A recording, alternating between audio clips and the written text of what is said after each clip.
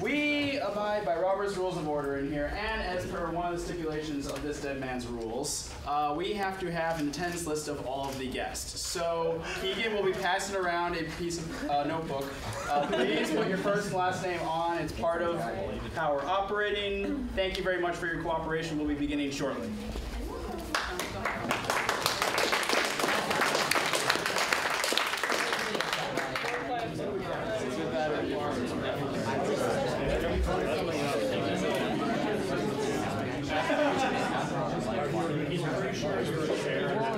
Are all graduates? Are all freshmen? How many graduates? No, Nancy's not here. Nancy's also in physics. She should be coming.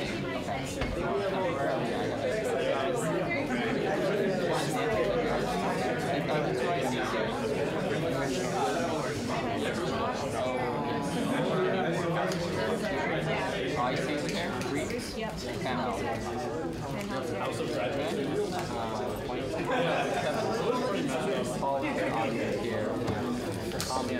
Right, that's the worst thing. They picked like the person who was the best intentions.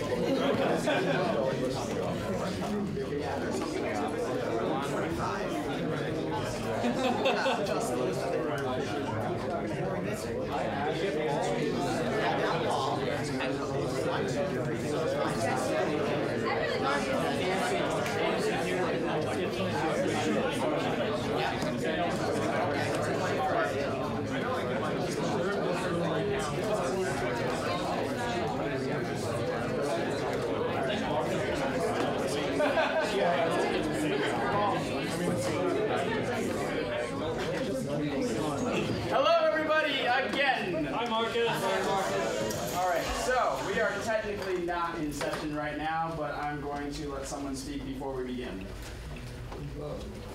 Okay. Hi, guys. So I'm just going to read something quick.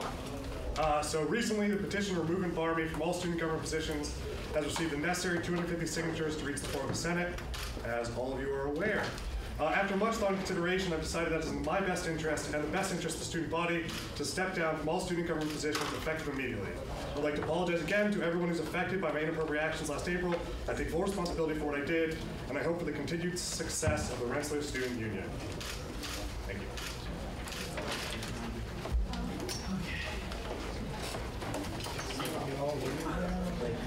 Okay, so now this meeting is being called to order. Welcome to a meeting of the 46th Student Senate of the Rensselaer Student Union. My name is Marcus Flowers. I'm the current Grand Marshal, and we're going to begin with the way that we always do our meetings for the rest of the semester. So first is the approval of the minutes. Does anyone object to the reading of the meeting minutes from last meeting? Does anyone object to waiving the reading of the meeting minutes from last meeting? All right. Does anyone have any errors to report with the meeting minutes from last meeting? All right, then the minutes go as approved. Next, we have our committee reports, whose order I do not have in front of me. We don't have to. She's got them all. Arnie. Okay. First report goes to Rules and Elections Committee. Okay, so again, not much to talk about, but we're getting ready for GM week, being proactive. We're already trying to book our rooms for pool sitting and hopefully as smooth as we expect. GM week this year will be, I believe, from April 8th to 16th, or 8th to 15th, sorry about that. We're looking into the idea of moving the final debates up from the Wednesday, where they're normally located, to the Tuesday, since some people requested us doing that, so there's more time to actually discuss and formalize things. And also, because now, since we have the electronic voting system, we don't have to worry about it taking a day or two to potentially get results from primaries in the event we have primaries, blah, blah, blah, normal poll countdown to being able to quit. All right, any questions about the Rules and Elections Committee report? Next, Academic Affairs Committee, Spencer, and this is where we'll also be doing the presentations. GCC. I'm sorry, I don't remember. Jen Church with the Communications Committee. I don't think really too much has changed. Waiting for it to looking forward to the Senate survey results, which hopefully we'll be sending the survey out soon once it's finalized. Other than that, yeah, nothing really new to report. Any questions about the committee report from Student Government Communications? All right, next, Academic Affairs Committee report, Spencer, and then a light presentation. So for the undergraduate research project, the website overhaul, and then have Steve talking about that. It'll be a brief presentation of our progress and the whole project. For other major projects, the scholarship and fellowship support project is going full steam ahead with the benchmarking compared to current services offered by RPI. And right now we're looking at the results, aka how many of our peer and aspirant, how many fellowships our peer and aspirant schools are winning on the largely competitive fellowships. Think your NSF, your DOE, NIH grants compared to RPI. Once we have those hard numbers, we're going to get them ready and present them to administration. For the media project, where we reach out to local media, we're in the process of contacting strategic communications. And now Steve's going to talk about our undergraduate research project. Hi. So for those of you who may or may not know who I am, my name is Steve Speraza. I'm with the Academic Affairs Committee, and today I will be presenting on the undergraduate research website overhaul project. Could you hit the next slide, please? So what problem are we exactly trying to solve here? There's been some reported issues with the current website for undergraduate research. We've been told it's lacking a lot of structure, it's difficult to navigate, there are some dead links, there are some sections of the website you can only access with specific prior knowledge and specific other links, and it's really at this moment in time not giving the students the best benefit. In addition, we've also heard that it's a little bit difficult for some students to find specific research that they truly have a passion for or interested in. So what we're trying to do is correct a lot of these issues and create a final product that's best for the students. Could you hit the next slide, please? So what exactly are we trying to do with this project? We are trying to make a one-stop shop, if we can, for undergraduates to get research. We're going to try and include a couple different features and ideas in the updated site. First of all, we're going to try and make a general outline for how exactly to get undergraduate research. It might include how to talk to professors, how to best write an email, things of that nature. We're also going to try and include a list for each department of active research faculty that may or may not be willing to take undergrads. This might include a short biography of the professor, any major papers they've done recently, what their specific research interests are. And then we're also going to try and do our best to showcase some really cool and outstanding undergraduate research projects that have been done in the past. We're probably going to include a couple of plugs or a page about the symposium, and we're also going to do our best to showcase individual projects. Next slide, please. So how are we going to go about completing this project? We've broken it down into 3 major steps, the first of which is to collect information on active research faculty from each individual school. Like I said earlier, this would be the part of the website that includes a short biography and research interests. The next step would be to create a template for the website itself. This might be like a template of how information is structured, and it would probably also include how the whole website itself is structured and how information is presented, things of that nature. And the last step would be to present the final product to the Office of Undergraduate Education. They said that they are willing to host the site and take care of the update on from a technical standpoint. Could you hit the next slide, please? So right now, we're almost at the end of that first step. We've compiled a good portion of the information. There's a couple holdouts. There's a couple of things we still need to clean up. But for the most part, we have put together a lot of the necessary list, and we've gathered a majority of the necessary information on teachers. A lot of the schools have been very helpful in gathering this information and putting together the lists. The overhaul will hopefully go online next semester. We're at a point in the project where this is definitely possible. It's just a matter of everything coming together. So hopefully you'll see this rolled out pretty soon. And that's pretty much it. We should be done pretty quickly. Does anyone have any questions? Yes. So first of all, great work, Steve and the AEC. One of the things, so I'm part of the Maine Student Advisory Council as well for the department. We're also trying to roll out a student research journal, which will have basically undergraduate research that's being done at RPI that typically doesn't get written up, doesn't get published. This will be a way to publish it, get more exposure. So I'd love to work with you in possibly trying to either make that bigger or do it in other schools, departments as well. That sounds wonderful. That sounds like something that would. Yeah, exactly. So anyone who would like to help out with this project, we have Academic Affairs Committee meetings every week, Monday, 7 o'clock in 3510 in Union, right across the hallway over there. Any other questions? If I can make a comment. Please. As an academic who publishes, you do have to be careful with putting something down into a journal, as informal as it may be, because it might preclude it from getting accepted for publication in an established research journal. So you do have to be careful with that angle. Once something, even a thesis, gets Right. published, nowadays that might keep a journal from accepting a research paper. So keep that in mind as you design your system. Thank you. Yeah, we'll be very careful. We'll talk to the Office of Undergraduate Research before anything official goes online. And a lot of the biographies and research interests have been approved and written up by the faculty themselves. All right, thank you. Any other questions? All right, thank you.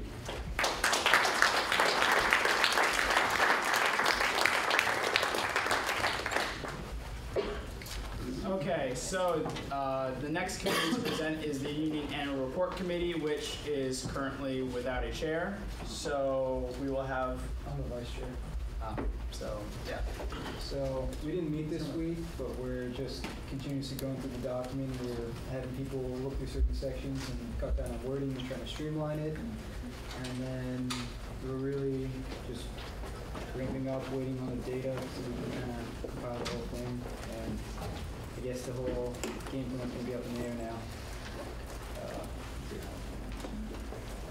Any questions on the Union Annual Report? When do we meet? Mondays at 8. Where? SGS. Any other questions? All right, next is Facility and Services Committee with Michael Hahn. So our two subcommittees are kind of pivoting our priorities right now. So our project with the water bottle filling stations, we're going to look to make a We Are Gold proposal and try and get funding that way instead of asking the e-board for money. So instead of focusing on that, because we're working on Visuda with that, we're looking at options to install like hand dryers in the bathrooms as another part of our like green initiative. And then our other project, which is looking to like take the reuse the tables that are going to be replaced in the McNeil room and put them into DCC, where they're also going to do a We Are Gold to secure additional funding. So we're going to hold off and work on a different project, which is hopefully looking at like a plan so that we can test the safety, like the blue lights that are around campus, hopefully like establishing a testing plan that we can execute at some point in the future. So those are our two like main priorities now. That's it. Yes, Justin? So when are you going to be bringing these We Are Gold proposals before Senate vote? They were going to be, well, the We Are Gold for the water bottle filling station is being done by Visuda. Okay. And the other one is being written by the BizOps committee, I believe, and eBoard. So we are just advising and helping out on that. We're not writing the proposals. Any other questions on the Facility and Services Committee? Let me just add, I'm on BizOps, so if you have any questions, you can talk to me. All right, seeing no more discussion, we move on to Hospitality Services Advisory Committee, led by Joe Venusto. Hey everyone. So last Wednesday we finished talking with Hospitality Services about meal plan recommendations for next year. What's going to happen now is Hospitality Services and Auxiliary Services finishes meal plans. They confirm meal plans amongst themselves, and what they're going to do is present to HSAC with what they've come up with. We don't expect them to throw something at us that we haven't recommended to them before. We've been having a good discussion with them about it. We expect them to present exactly what we've already talked about, at which point I'll be able to bring it before you guys to explain kind of what's going on. We're meeting tomorrow at 7 p.m. in the club library in the SGS to kind of discuss where we're going to try to take HSAC for the rest of the school year. Any questions? Cool. All right, next we have the Student Life Committee with Paul Laurie. So SLC meets Mondays at 7 in the SGS. And right now, we're just continuing our work on our two main project groups, which are trying to work with the school to get program-specific laptops, with potentially looking at getting tailored hardware or software and packages or lookups that are easier for students to access based on what they need, depending on what their major is. And also working with the school to communicate some issues that students have with the school's inclement weather policy. I'm currently in the process of scheduling meetings with the registrar to talk about our preferred names project, and with Alex De Silva to discuss the potential of the Moss shuttle being moved from the union to the school so that we wouldn't have to go before the e-board every semester to fund it. And we're working on finding an idea for a third project group, since we kind of have a lot of people working on two things. So if you have ideas, questions, or comments, we met Monday at 7 before the other guys did. We're cool. Any questions on Student Life Committee? All right, next, Web Technologies Group with Justin Etsy. All right, hi everyone. The Web Technologies Group meets on Wednesdays at 3 p.m. right here. Alternatively, it meets in the SGS, depending on the availability of this room. This week, we started looking into at the SLC meeting, we started working with SLC on the possibility of having program-specific laptops, so that was great. On the project side, the election side's coming along nicely. We should have a proof of concept done right after Thanksgiving, tentative on that. Petition site is completely back up to speed after a couple glitches in the past week. Everything's looking pretty smooth now. If you have any problems with it, please contact me at webtech@union.rpi.edu, and I believe that's it. Oh, also, renewed the contract with RPI TV for meeting recordings, so that's convenient. Any questions on Web Technologies Group? Yes, Paul? Exactly how does this contract work? Since It's me asking them to record as it's been done by WebTech for the past 6 years.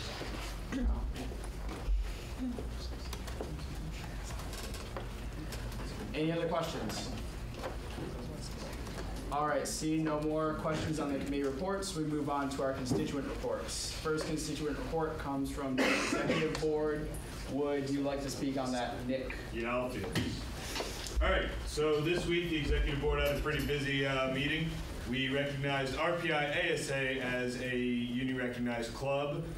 Club Baseball, which became a union-funded club last week, came before us to firm up some details before they come and work on a Gesundheit, more concrete budget.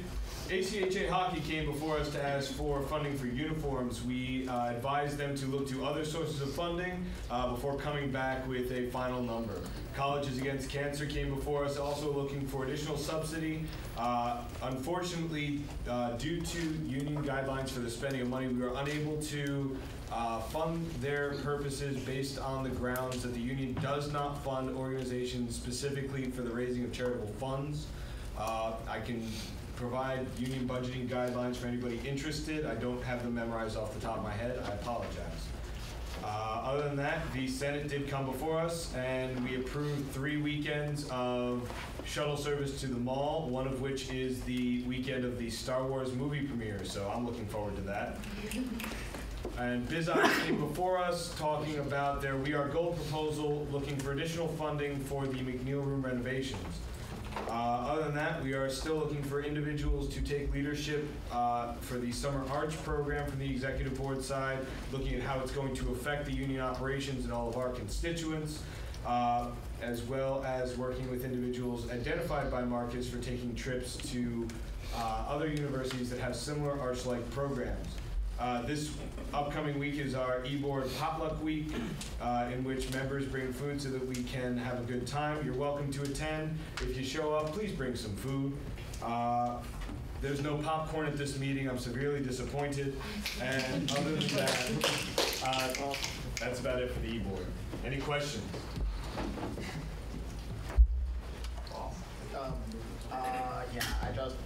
The weekends for the shuttle are, the dates for the shuttle are Saturday, November 14th, Saturday, December 12th, and Friday, December 18th, right? I think so. I need to review this. So that's what I thought. I'm just like, I forgot to mention Yeah, that, which I we saw. struck the weekend that was Thanksgiving weekend. Yeah. It was the, I think, what, 2 weeks after that? 28, yeah, 28. Yeah.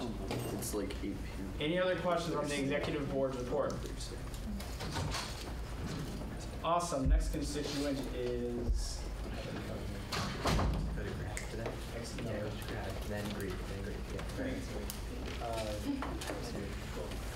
Hey everybody. This week we met as an official council, I'm pretty sure. Colleen was there, so we discussed stipend issues and possibly getting impact for our symposium, which seems to be possible now, so we'll continue with that. We met with the senior class today. Also, they told us that even though they had money originally, they spent it, so now we can't have it. In a nutshell, which is great. I'm glad they came out and told us personally instead of making us come to me in weeks after asking. Communication with the senior class has been very professional, and I want to thank them wholeheartedly, camera, and everyone here. If everyone can follow senior class's example, really, and just not talk to anyone, we'd be great. Thank you, senior class. That's all I got. Any questions on the graduate council report? Awesome. Next, we have interfraternity council with James Whalen. So the IFCD board positions are being elected in 15 days. Nominations can be sent to the IFC president or the vice president, ifc.prez.rpi. Also, November 6th, we've got Scrabble in the Union, and that is hosted by EPO. That's it. Any questions on the report? I can elaborate on the Scrabble thing because I'm in APO a little bit and we would like to promote it more. So we're hosting a Scrabble tournament on Friday. I think admission is $5 to participate, and the money is going to benefit charity, and it's for our National Service Week, which is as a national thing, we all do service to promote a certain cause for that week, and the National Service Week this year, it's promoting literacy for adults. So you should try and get your friends to go. It should be fun. Might leave the winner just to donate like $50 or something to a different charity or something. Yeah, I also think there are prizes for the winners. Any questions? Awesome. Okay. For the record, what we're handing out is the agenda, so if you would like a copy, please let it be known. All right. Next, we have Pam Hunter. So we were going over our budget, and it turns out we have $2,000 left to spend before December. So we are thinking of different things. We're considering having a new member bonding event, and we need other events. So if you guys have ideas for how Panhandle can spend their money, we need that to go, or else it's just going to disappear and end up in savings. November 10th, we have Feud for a Cause, $5 per person on a team if you want to play, or $1 per viewer. And then November 11th is Alpha Phi's cardiac arrest. And I think it's either been up or it's coming up by the end of this week, voting on Facebook for how high bail should be set for each person. We don't have a list yet for elections, but that's going to come out probably in the next 2 weeks. That's it. Any questions? What's the bail part? What was that? Oh, okay. Here, let me give you more details on the events. Explain Alcatraz since I was. Do you want to do it? Yeah. Okay, so Alcatraz is essentially a bunch of people from different groups on campus get arrested and have mugshots taken, and they're put up on Facebook. Every like that is on it is $1 added to your bail. So during that day, everybody's somewhere in the union, and essentially you're supposed to try to get some of your friends or people you know to like drop by and like donate $1 or $2 or 50 cents or something towards your bail. People can also like say they have X amount of money which they'll donate to the winner of a certain competition, like the first person to eat a cookie off of their forehead without using their hands, or have a turtle race around the union. I did these last year and lost. So yeah. I'll give a run through of what the Feud for a Cause is, because Vic's not here, but she was gonna elaborate. It's basically the Greek version of Family Feud, if anybody's familiar with that. Basically, you sign up with a team of 5 generally, or 6 if you'd like, and we just have a PowerPoint up, Family Feud style, and we just answer questions, we have fun, it's a blast. We did it last year for the first time, and it was great. You guys should definitely come. If you don't want to participate, you can watch. I believe it's free for watching and $5 to participate. So come. Food being served. Any questions, Mike? Question on the bail thing. So you donate money in person or like it on Facebook, is that what you're saying? The likes set the bail, and then you're supposed to get dollars to meet that. Okay. Any other questions?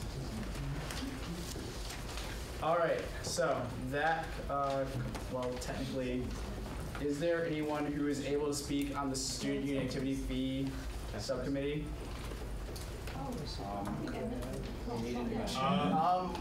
Well, I know what Andrew reported to me last, which was he's still. Yes. Chaz finished his report. He'll be reporting to the e-board this week. As far as the other 2 subcommittees go, they are still gathering data and are not ready to report at this time. Okay. All right. So next we go to special orders, which is where we deal with anything new on other than our regular agenda. So I would like to identify representative of the Faculty Senate. Dr. Hirsa is here with us today, and he's just going to speak for a minute explaining who the Faculty Senate is. Okay, good evening, folks. My name is Professor Hirsa. I'm in Mechanical Aerospace Nuclear Engineering Department, and I'm part of the Faculty Senate. Specifically, I'm part of the Faculty Senate Executive Committee. There's 6 of us, and this is basically elected by the Faculty Senate.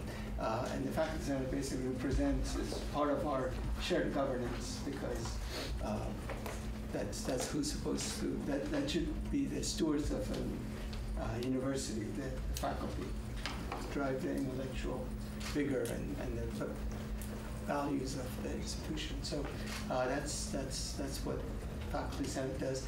At the moment, there are several issues that we're dealing with.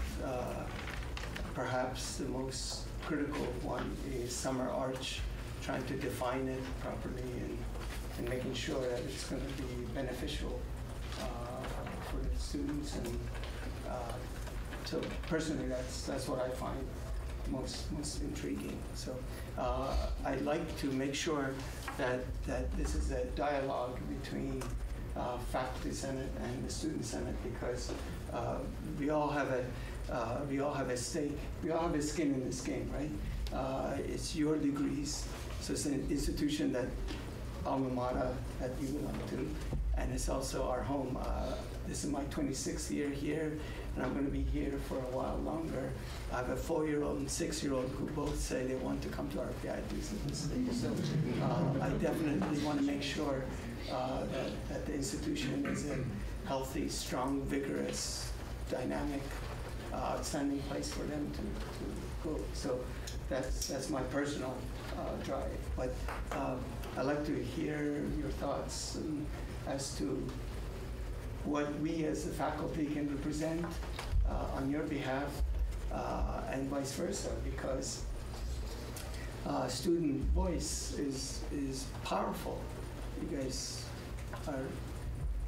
are the product. Without you, there wouldn't be RPI, right? We would have no business coming here because our research portfolio is separate. That without students, we wouldn't have a research portfolio either.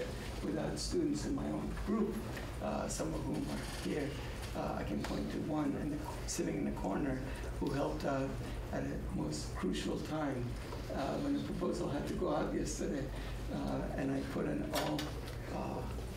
all hands on deck call to everybody in the group. He came forward and allowed the proposal to be finished in time to make the submission. So students are essential for the research, and research, I guess, is essential for the vitality of the institution when it's going. So that's just one angle. Any issues that you want us to hear about, your concerns, your perspectives, I would love to hear here or elsewhere, and I can certainly try to answer questions if does anyone have any questions for Dr. Yersa?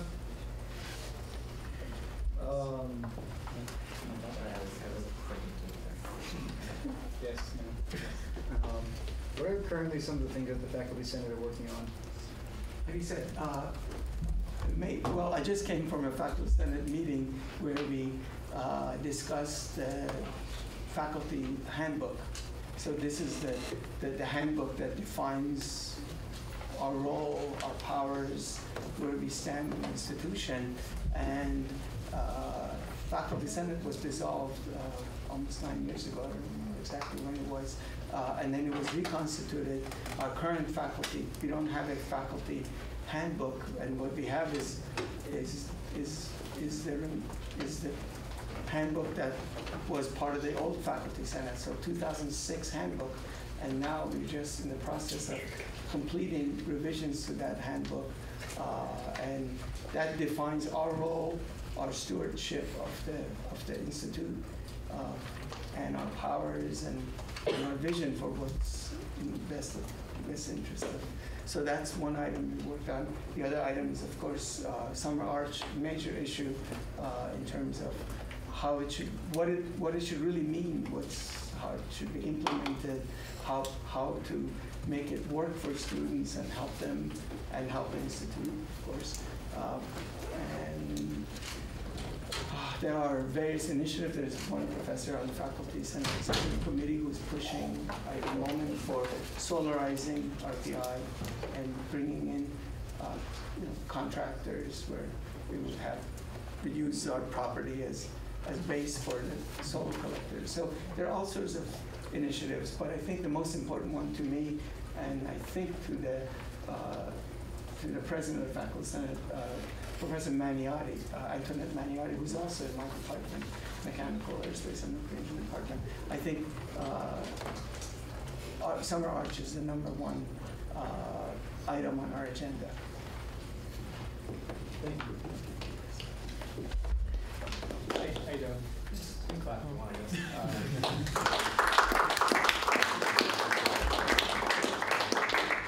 You should wait until he speaks and then clap. So I'm Mike Kayla. I'm with some of the graduate students here. And the last 4 years, the graduate student stipend minimum has not increased. The cost of living increases have gone up. And we collected data recently that shows that we've fallen way behind all our peer national schools, and their stipends compared to their cost of living is like way behind. I want to know if you guys are willing to open to implementation essentially from us at your faculty meeting. So the question is, you are Can we present to you guys essentially about the data we collected on the stipends? Well, I don't believe Faculty Senate in any way controls the stipend, with the exception, the only stipend amount we set as principal investigators on our research grants, and the vast majority of people are research active on campus. I'm certainly in a school School of Engineering, vast majority of School of Engineering professors are research active, and the only amount we decide upon as principal investigators on our grant is how much we pay summer, the level of summer stipend, and the graduate students on the Senate are aware of this. So that's the only amount. The base, the 9-month stipend is set by the university, and there are, of course, these are legitimate issues to bring up, and it makes perfect sense because tuition goes up, which means that amount, we pay 65% of the tuition out of our research grants, and so that amount has, of course, steadily gone up at a pace far exceeding inflation. So we're well aware of costs going up, and we're saddled with that. Paying a student more and making effectively our lab employees happy would be a pretty easy step. So and I hope Paul and others who are in my group, and he's not a graduate student, but there are graduate students. None of them are in the faculty senate at the moment, but I hope they're happy with how much I compensate them. But that's a very good point, and I will note that and bring it up at the next faculty senate extended committee. Any more support we can get in the issue, actually, just would be great. Say again? Any more support we can get in the issue would just be great for us. I think what we need to do is talk a lot more, because you don't realize how much your priorities and our priorities, not mine, but our priorities are one and the same. So the more we talk, the more I think we realize that we're on the same boat.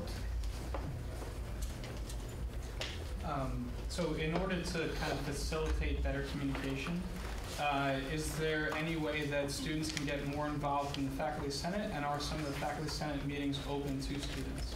We have a Faculty Senate member in Mr. Flowers. Is there a second person that can fill for you when you can't go? So when it comes to positions on the Faculty Senate, generally I leave that to be just discussion between me and the Academic Affairs Committee Chair, Spencer. Primary committee that I was always used to working with was the Faculty Senate Curriculum Committee, which sets the curriculum and determines what courses are and aren't available at RPI. And on that, there are 2 undergraduate spots and 1 graduate spot. As far as other positions on the Faculty Senate, I am not personally familiar with all those positions, because as the Faculty Senate has only recently been reestablished at RPI, people are still figuring out, where did students sit in the past? Because, as students, since it was disbanded a while, well before our time, we don't have any inherited records of where we did and did not sit and where we were active in the Faculty Senate. So that's just a learning process that we're in the middle of. I don't believe that the Faculty Senate would not welcome visitors either. I think student visitors will be welcome. An email to Professor Magnotti might be a good way of, because I think she was very, very supportive of me sitting, because I volunteer. I feel, again, I have a lot of skin in this game. I have between a 4-year-old and 6-year-old. If RPI is not around when they're going to college, then it's going to be a major problem for me.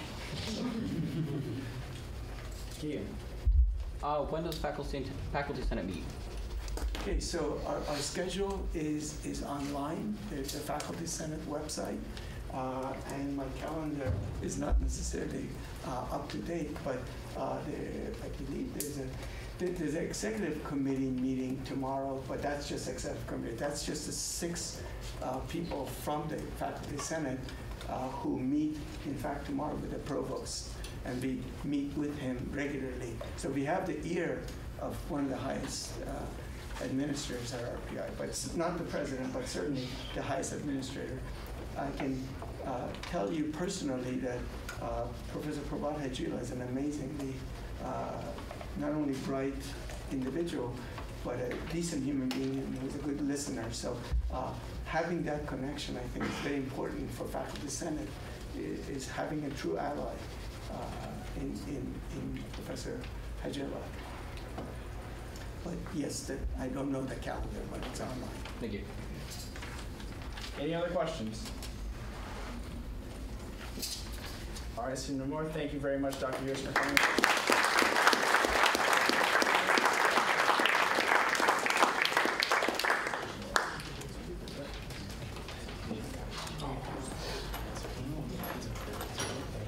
All right, so next on our list of items is the petition titled Removal and Barring of Andrew Sedano from all student government positions. So, as this petition has reached over 250 signatures from the student body, we must listen to a presentation on it should the person who sponsors the petition be willing to do so, and I believe that is the case. So we will listen to a presentation on their petition, and then we will address it afterwards. So,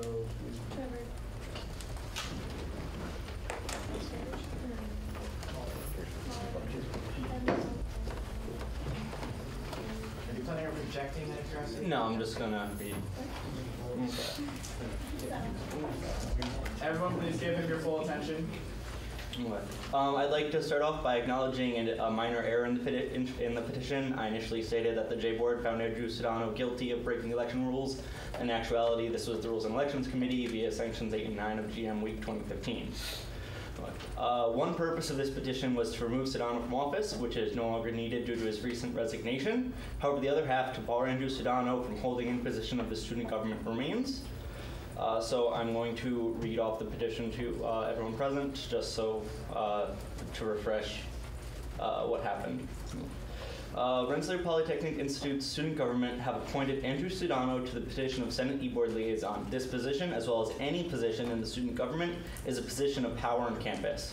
As with any student government title, the person in this position must always act with the utmost transparency and accountability in order to maintain the student body's trust. Last semester, Andrew Sedano was found guilty by the Rules and Elections Committee of breaking the student government's election rules, as addressed in Sanctions 8 of GM Week 2015. He was also found guilty of continuing to campaign after being ordered by the student government to cease all active campaigning, as addressed in Sanction 9. Not only did he disregard the decisions of the student government, he also lied to the student body in regards to his actions at the GM Week debate.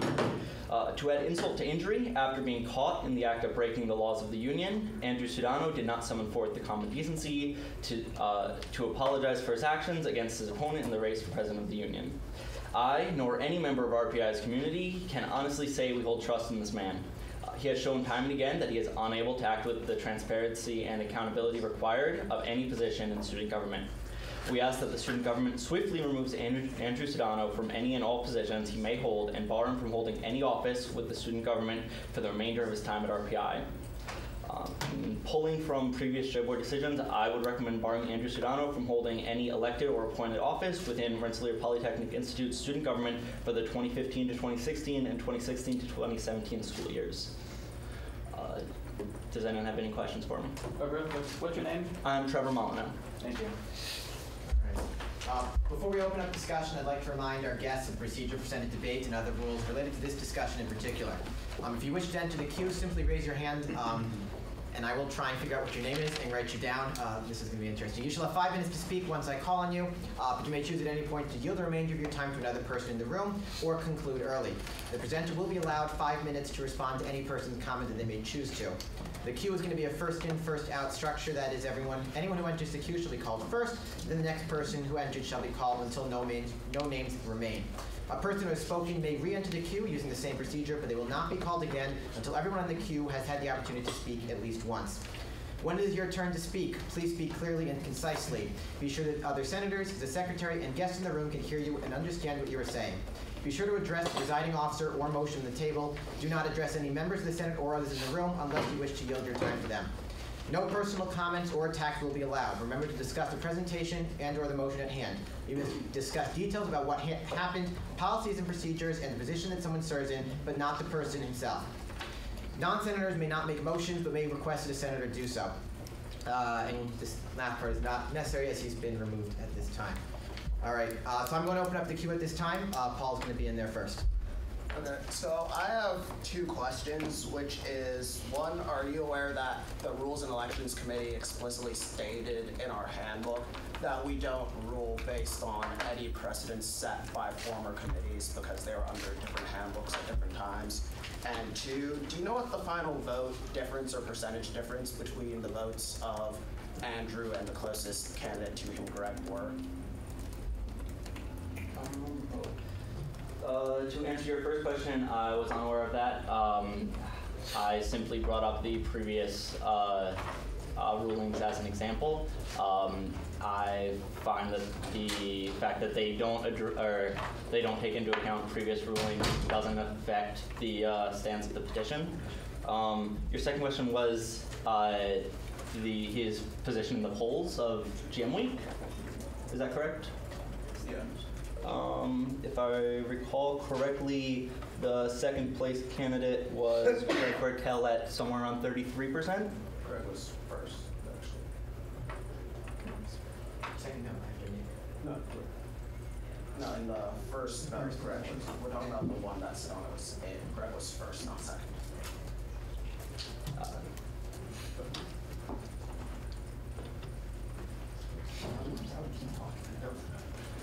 We're going to move on to next in the queue. James? Yeah, why don't you think that he could have a second chance? Were it just the isolated incident of ignoring the election rules and violating them, he very well could deserve a second chance. However, in the days following the ruling, he immediately broke the ruling laid down upon him, and that right there is a second chance. Jennifer?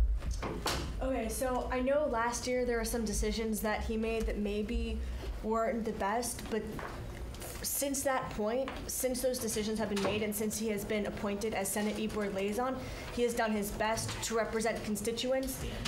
For example, the grad students were saying the activity fee was too high because of their stipend problem. He started a task force committee to address that problem. He is working he was working his hardest to make sure that people were represented.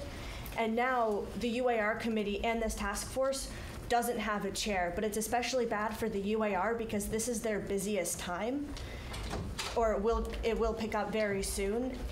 And the committee was kind of just thrown into a little bit of turmoil. Even if Tommy takes over, which is probably what's going to happen, they'll still be, short people, hardworking, dedicated members. And by his actions, he already withdrew from the PU race, which he probably would have gotten. So that was punishment enough. And him resigning from his position was also punishment enough. So are we going to continue to punish him for several bad choices that he made at the end of his sophomore year? I had another point, but I forgot it. I apologize.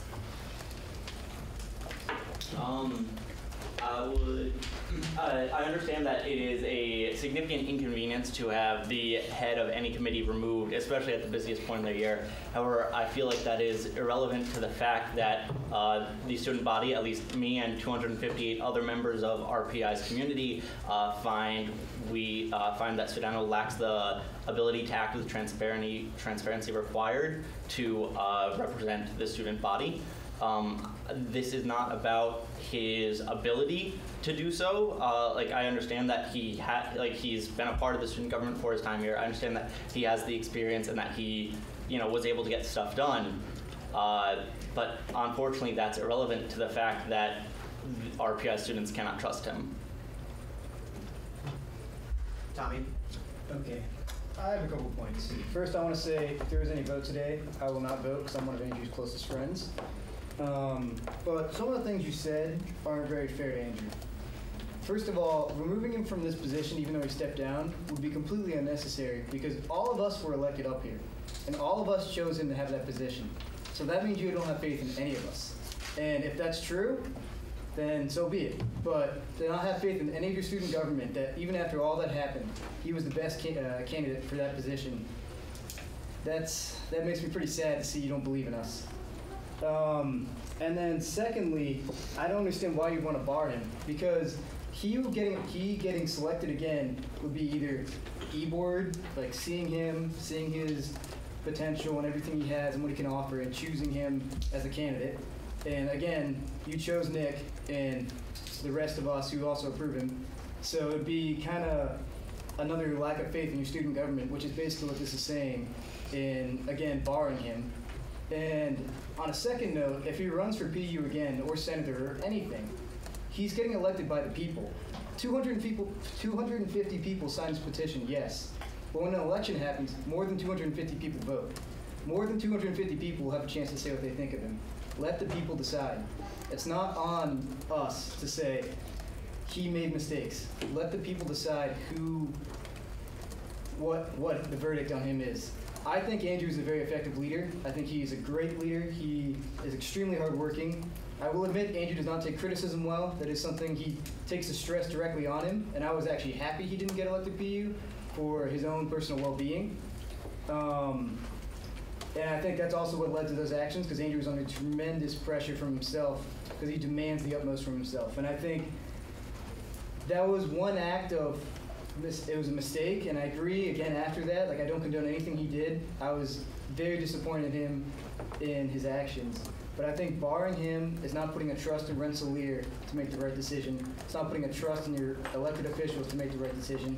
And if you don't believe we did, then so be it. But he was the best candidate. There was no one better. There was a reason why during all of the, like the Graduate Council does an endorsement, the Polytech does an endorsement, I think the IFC, Panhandle does an endorsement. He had every single recommendation because he was the best candidate. And then he did make he had mistakes, and rightfully so, he suffered the fate he caused himself. But to say that he has nothing else to offer student government will be a huge disservice to this community. And I hope you factor all of that in.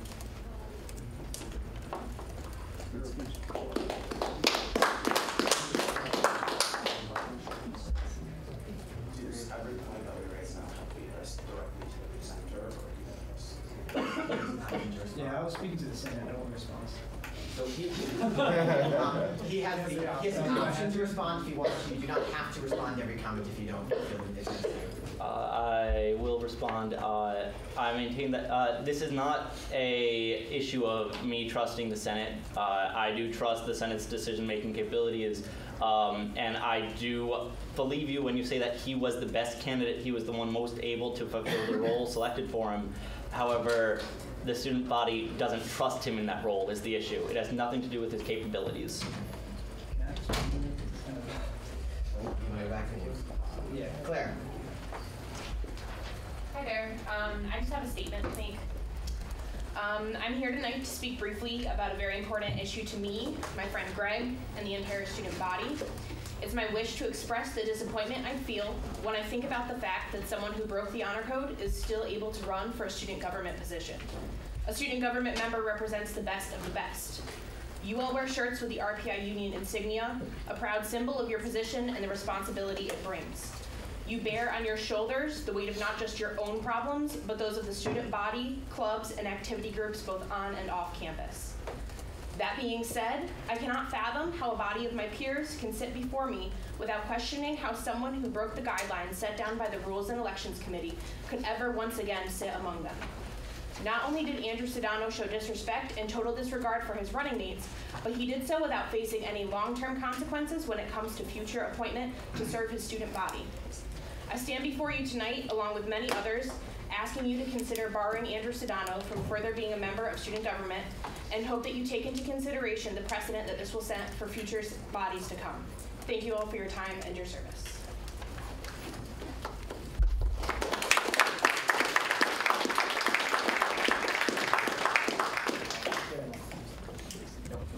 Joshua? I pass. Austin? Okay. So kind of what I want to say about this is just, I'm trying to say this as calmly as possible.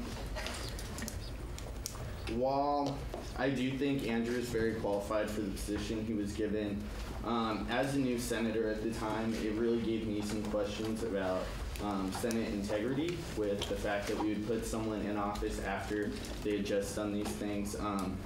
And although I don't think it's really fair to ban him from office because a lot of these offices are student elected completely, I think that it wasn't a move in the right direction for the student body trusting the Senate to elect him, and as our liaison, I don't think that was really the best move on our part. I'm done. Next. I just wanted to communicate to those in the room a few points of facts that were communicated to me by Andrew before tonight. He desires a clean break, and he will not be looking to fill any of these roles after this, regardless of the results of tonight. And as such, I do have plans, in case anybody was worried about our union, I have plans like A through A57 or whatever to make sure that we're going to run fine. That being said, Tommy, I just wanted to ask a quick question. Did you say that he was appointed by me? No, I said you appointed him to the E-board. No, I didn't. That was appointed by Marcus and approved by the Senate. I'm sorry, I misspoke. That's fine. I just wanted to clear that up because it's been a common confusion. And just so people in the room and Senate are aware of the positions he currently holds, they are the Senate Executive Board Liaison, which by bylaw standings is the UAR chair, and he is the chair of the Activity Fee Task Force. Other than that, he does not hold any appointed or elected position that I am aware of. That's all.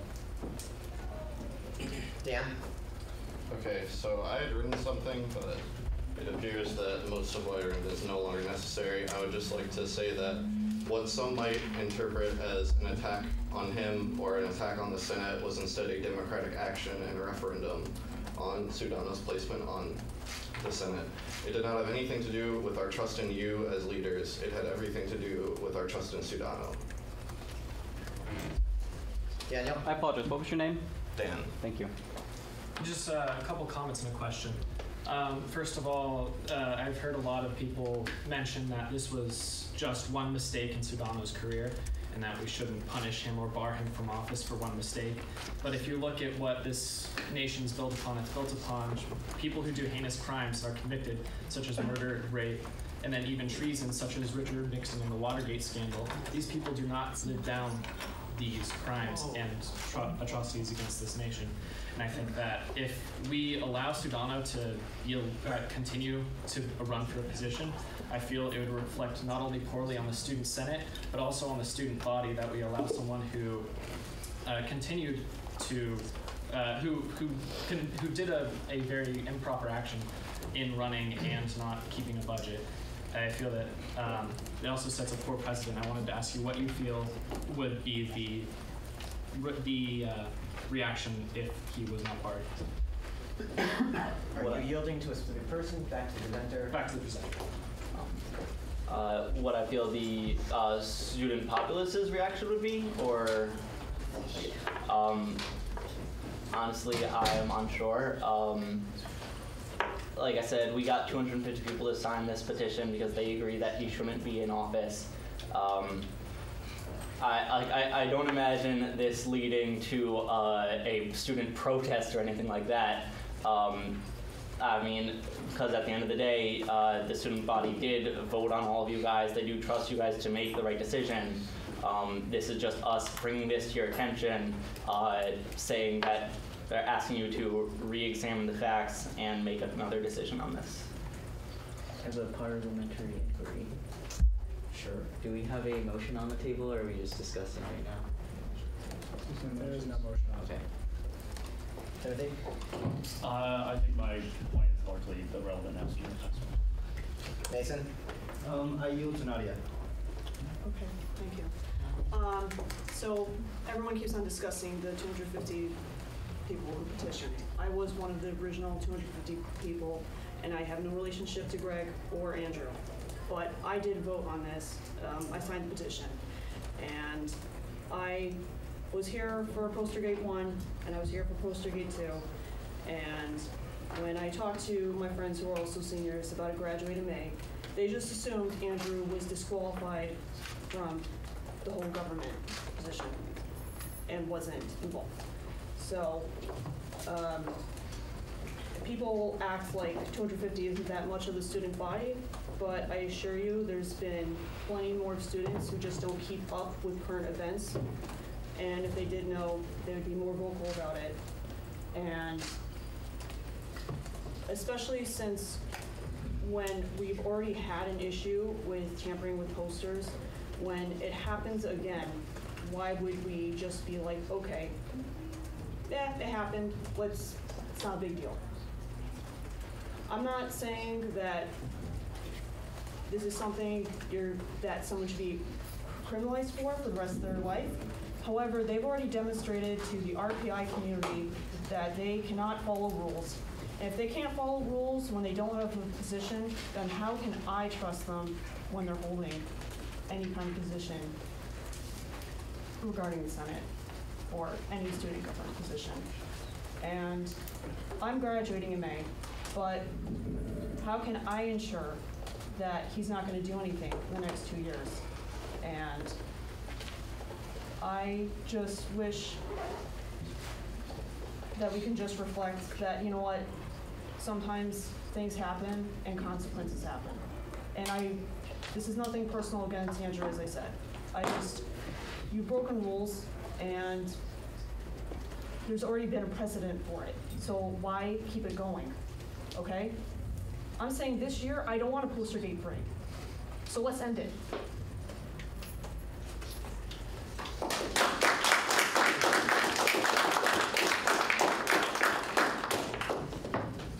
Justin. So I have taken quite a few classes with Andrew since being a student here. I've seen that he's a very smart person. He's a hard worker. He has a lot of redeeming qualities. But if we think about what the UAR is, the Union Annual Report is our financial document, right? It comes out once a year, and if nothing else, it may be what a student is the only thing that a student may get to read about where their money is going every year. In the past few years, and this is not against anyone who was on the UAR committee or chaired the UAR committee or being even involved, but in the past few years, we've had an issue with making sure that the document was accurate, up to date, making sure it was clear to students what was going on. There were a lot of other issues that people have brought up about that. And last year in particular, it didn't end up too well. It ended up with us failing the student activity fee, which is pretty severe. There was a reason for it, but it was still pretty severe. So the UAR committee is quite important, even though we don't see it on a daily basis. And it's very important that the general student body has faith in it for what the information that is on it, that it is accurate, it is well-formed, and it is not misleading in any way. Whether or not Andrew would have done a great job at UAR, I don't know. But one thing's for sure is that a lot of students don't think that he would have been that his result would have been trusted. Again, I can still say I'm friends with Andrew. I'm still going to be taking classes with him. I know him well. You know, I see him every now and then. He's still a good person, but that doesn't mean he's very hardworking. He has a lot of good qualities, but the bottom line is he's not trusted at this point, and that's one of the biggest reasons why I think that this was brought up and why this was addressed. And you know, it's an issue that hits all of us because we're supposed to be, you know, representing what our constituents tell us. And I can tell you that, you know, as one of the administrators of the petition site, I go on there every day and I can see that there are a significant number of students, and I'm assuming from all the different classes, and you know, your constituents have spoken, and this is their concern, and this is what they have to say. So just keep that in mind with what's coming up. Nancy. I was just wondering if you could go into more detail about the actions that he did last year. I obviously wasn't here, so I don't exactly know what rules he broke or what he did. So if you can just go into more detail. So last year during the build up to the GM week elections, Andrew and Greg Raquel were the two on ballot candidates, both with posters up around campus. Andrew Sedano was caught on camera directing one of his affiliates to remove tape from a tape mural that was a ad for Greg's campaign. When this tape came to light, the R&E committee decided that he and I believe his affiliated party were no longer allowed to active campaign. The following day, this led up to Election Day, where the party was caught continuing to campaign, and the R&E committee made the second sanction against him. I can pull it up to refresh. But there was also evidence of other posters being tampered with. So that was the initial part, the second year in a row of poster tamperings during the election season. And the follow-up with him stating that he, stating with him commenting during the debate, him not speaking the truth to the students during the debate of GM Week. Greg. So I knew I wouldn't be able to get out of here without saying anything. I ran against Andrew Sedano for president of the union, as I'm sure all of you are aware. And to this point, I'd say I've been relatively silent. I made a couple of posts on Reddit about it, but nothing in person. I didn't say much at his appointment, even though I was there, and that's my biggest regret of the whole campaign trail season. Number two is bringing the R&E to the J board, but that's a different subject entirely. I wrote a big, long speech to give out, but at this point, it doesn't seem appropriate. I'm just gonna go straight to the conclusion with it. And that's that the fact that Andrew Sedano was still allowed to participate in student government after everything that he did it's a farce. It was a mistake of the highest order. Today, I want to make sure that this motion passes in order to give the Senate the opportunity to right a wrong. To appoint Sedano and confirm his appointment was to condone his actions and announce to the entire student body that his actions were permissible under the student union. To vote against his barring is to condone those actions again. To abstain from the vote, as I know some of you plan to do, is to refuse to accept that actions have consequences. I believe that at this point, the only thing that is reasonable is to say that he's barred from any future positions because he's escaped any sort of punishment thus far. I yield the rest of my time.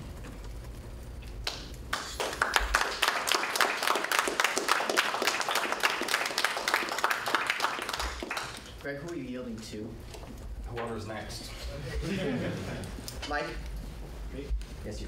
Cool. So I'm under the impression there's no motion on the floor. Cool. I'm under that impression. I think everyone said what they want to say. I think that, in my opinion, punishment's been dealt already. If it wasn't dealt earlier like it should have been, I apologize for that. It wasn't my fault either, but I still apologize for that. But he's not in office anymore. And if he gets elected again next year, it's either student leaders' fault, like who've been elected, or the student population.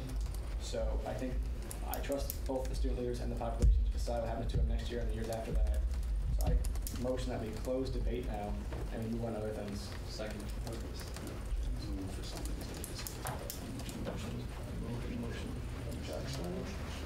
No, this is a motion. It's 2/3 vote. I'm present. You know what you said that? No, people can be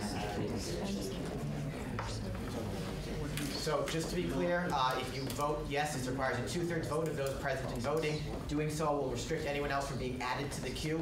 We will finish with the 6 people remaining on the queue, and then we'll be done with discussion. Motion could theoretically still be made by those 6 people or who they yield to. All those in favor of ending additions to the queue and any discussion thereafter, please raise your hand high so that I can see them.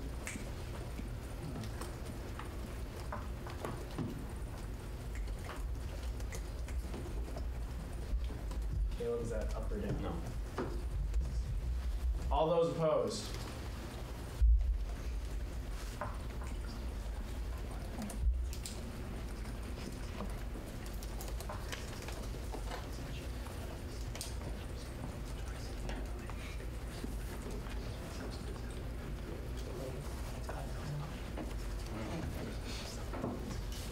Motion passes 16-6-3. We will no longer be adding people to the queue for discussion of this topic. Keegan. Pass. Michael. So I think so from what you said, I don't remember like everything, but there was a punishment that came down because of the initial incident. There was an additional punishment that came down after the second incident, which was him being disqualified from the race. So I think this petition is saying that that those punishments weren't enough. Is that the general consensus? So I think, in my opinion, it is enough. Like, the punishments that he was given was enough. Like, he's not gonna run again. He's not gonna try and get elected to a position again. I know he's just saying that, so like there's no way for me to know that for sure because I'm not gonna be here. But I don't know. I feel like that's enough for me. Paul. Okay, so first of all, just for some perspective on everything I'm about to say, I'm the person you should blame if you think there are any problems with the sanctions given out during GM Week last year, since whether or not that's fair, I was the chairman of the Rules and Elections Committee, so that's on me. Second of all, before we start, can we just stop calling it Postergate? I don't want to think about this weekend, this term Postergate anymore. It was just a horrible 2 weeks in general. So, for example, just to begin with my points, to start with Daniel, there were no problems with Andrew's budget. There was nothing we found that was an issue with his budget. The punishments he were given were because of what was mentioned earlier with Sedano and some other members of his party were in a video, seen taking down parts of a tape mural thing made by Greg, which was the reason. And essentially when Artie went to the room to decide this, we found out about it and just started discussing it on the Wednesday before voting, about 2 hours at most before the GM and PU debates were supposed to start. And essentially the conclusion we came to was, this is messed up, it shouldn't have happened. Some people in the room wanted to boot him and everybody in the video out of the race directly. But the conclusion we came to at the end was, us kicking somebody out would, in effect, decide the race right then and there. This video and what happened and what he did came out before people could vote. People had the chance to hear about it, make an educated decision. It was publicized, it was talked about during the debate. We only ended up coming to a final decision about it about 30 minutes at most before the debate started, which was to leave him in the race, but essentially forcibly disband his party and bar active campaigning for him. The second issue was there was apparently only one member of his party who didn't read up on the sanctions and didn't know what they weren't allowed to do. And this guy decided to put on Andrew Sedano buttons and wear them around while screaming at people to come get cookie or cake or pizza or whatever from their campaign table, which is an act of active campaigning. And that's because somebody in their party was actively campaigning that went against the sanction we gave them, so he was removed for that reason. Part of the perspective that we had on this comes down to the fact that Andrew got voted to be president of the union even after all of this came out by 1,125 members of the union, which made him second place initially in the race if he hadn't been eliminated by 26 votes. This was 16% of the total student body. You understand, when he was initially appointed Senate E-Board liaison, I voted against his appointment because it was just too soon. I thought personally, just because I know him, that he could do a good job and I would trust him, but I couldn't explain to everybody, I don't have enough time to explain to everybody at the school why I felt like that, and I wouldn't be able to justify it to everybody because obviously different people feel different ways. I have my own perspective on GM Week because I'm the person who later finds out post-game, oh, certain candidates were apparently being followed around campus by other candidates' staff in the middle of the night at 2 in the morning. Certain candidates had this happen. I can tell you, for example, just on my experience, not every Greg poster that was ripped down was done by Sedano. Not every Sedano poster that went missing was taken down by Greg. Holly Nelson and I spent one in morning when I was supposed to be in class walking around campus ripping down posters that had, of Greg posters and other things that had Greg and Andrew posters that had swastikas, random teeth, and penises drawn on them. There's just a lot of general vandalism that goes on. When it comes down to it, my view on this is I still haven't decided whether or not it's appropriate for me to vote, since I'm kind of voting on whether I think my own decision was appropriate.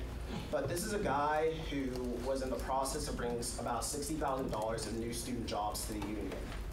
He's already not in office anymore. I personally don't believe he's going to try to regain office, and wouldn't help him to, just because of the things that have happened previously. And clearly a lot of students feel one way about it. A lot of students, however, feel the other way about it. So I just feel currently we should let it rest. There's no more reason to drag this all through the mud and make us all constantly deal with it anymore, because I don't want to think about this day anymore. James. I've got a question or a point. There is nothing to vote on for this motion tonight, correct? Okay, so no. The point, Trevor, right? I am willing to work with you this week in order to craft a motion so that next week we can have a motion on to the floor of the Senate. So I am willing to do that. Find me after the meeting and we can talk. Tommy. Again, I just want to state one last time that banning him, if you guys agree it's still a thing you want to do, is the wrong idea. Because banning him says that people who are elected next year, he's done for this year. He's done. It's over. But banning him says that people next year who vote, who get to know him, get to hear what he says, see all of his actions, because you better believe if he runs again, all that stuff's going to come up. They're going to see all of that. They're going to make their decision, and that's what it's going to be. And to be fair, Andrew has had a lot of punishment. I know he went into therapy from all the abuse he got from Yik Yak, because there was some, I'm sure no one in this room was part of it, but there were some terrible things said about him, and he was on the verge of an emotional breakdown for a long period of time. And it breaks my heart to see you guys still going after him like this, because this is just, you know, putting a stake in the stake room again for just an overkill. I do think, yes, maybe it was rash that we appointed him again. Maybe that should have been done later, if that was going to be done at all, in a more open process. But to ban him would just be a mistake. It would be not giving the people an option. I think someone mentioned a Nixon thing earlier. Nixon was never banned from office. I don't know where that came from, but he was pardoned, and he was never banned. So don't bring those falsehoods in here. And I agree if you guys do have valid concerns about him. Like, what he did was wrong. But if he runs again, and I really don't think he will, but if he runs again, everyone has a chance to evaluate and make their decision. And that's really it. And if you can't trust the people, then what's the point of a democracy? We might as well just hole up and make all decisions ourselves. It's just, you know, we're taking away an option of the people that, if it's there, let it be. Jennifer? I yield the ball, actually. Sorry. Yeah, the one point that I forgot was the other main factor in our decision not to permanently bar or remove Andrew from the race initially, when everybody keeps comparing this GM Week 2015's issues to GM Week 2014's, was GM Week 2014, the judicial board partly made the decision they did because the videos and proofs came out after everybody had voted, and they were voting on a constitutional amendment and positions for the alumni office, which are positions in perpetuity. It is impossible to remove alumni officers. With this, we felt that since the video came out ahead of time, the proof came out ahead of time, we publicly released the sanctions ahead of time, the Poly and Reddit and everything else had this on it, that it was appropriate to allow everybody to make their own decision instead of R&E playing God and electing Greg, since we're not supposed to decide races ourselves, regardless of how we feel about what happened. Jennifer. Okay, so I know from most of the people in here, there's a lot of our constituents are very anti-Sedano, and that's the vibe I'm getting from you guys. But I have a lot of friends who did not support Andrew in the elections and definitely did not support what he did. They were very, very, very angry. But when I talked to them about this petition that was going to be addressed, they said that they thought it was overkill. They asked if like, was he doing his job? And I said, yeah, he's doing a very good job at his job. And they said, then why would you bar him? Even though what he did was not good, was pretty bad, why would you take someone out of office who's doing the job that, by the way, requires them to go to both the Senate meetings, which have been known to run up to 5 hours, and one 6-hour meeting, and e-board meetings, which I don't think they've gone under an hour and a half this semester. He has to go to both of them and be a chair of a committee, so why would you bar somebody who actually legitimately wants to do that and help people? So I know sometimes it might seem like we're not listening to you guys for the people who are want to not bar Sedano, but there are constituents who go the other way. I yield to Josh. Yeah, a lot of times it was brought up that the entire student populace is for this petition. I know for a fact it's not. I'm only new for Senate this year. I did not originally support Sedano. I was not involved in his campaigning at all. But just seeing him this year, I have felt that he was doing a completely adequate and, in fact, exemplary job. And this whole thing's kind of reminding me of the 8th Amendment because it's reminding me of cruel and unusual punishment. Thank you. That's it. The queue is empty. All right, so there is no more discussion on this topic, so we move on to the next item on the agenda, if I'm correct. However, I will make mention that there were motions given to me that will be addressed in new business. Motion for recess, 5 minutes. The people who want I'm gonna have to have recess. All those in favor of a 10-minute recess, please raise your hands. 10-minute recess, be back here. At 8:36. 8:36. Well presented. All right. Thank you, everybody, for returning in a timely fashion. You get a fan? No. All these people here, there are. We have.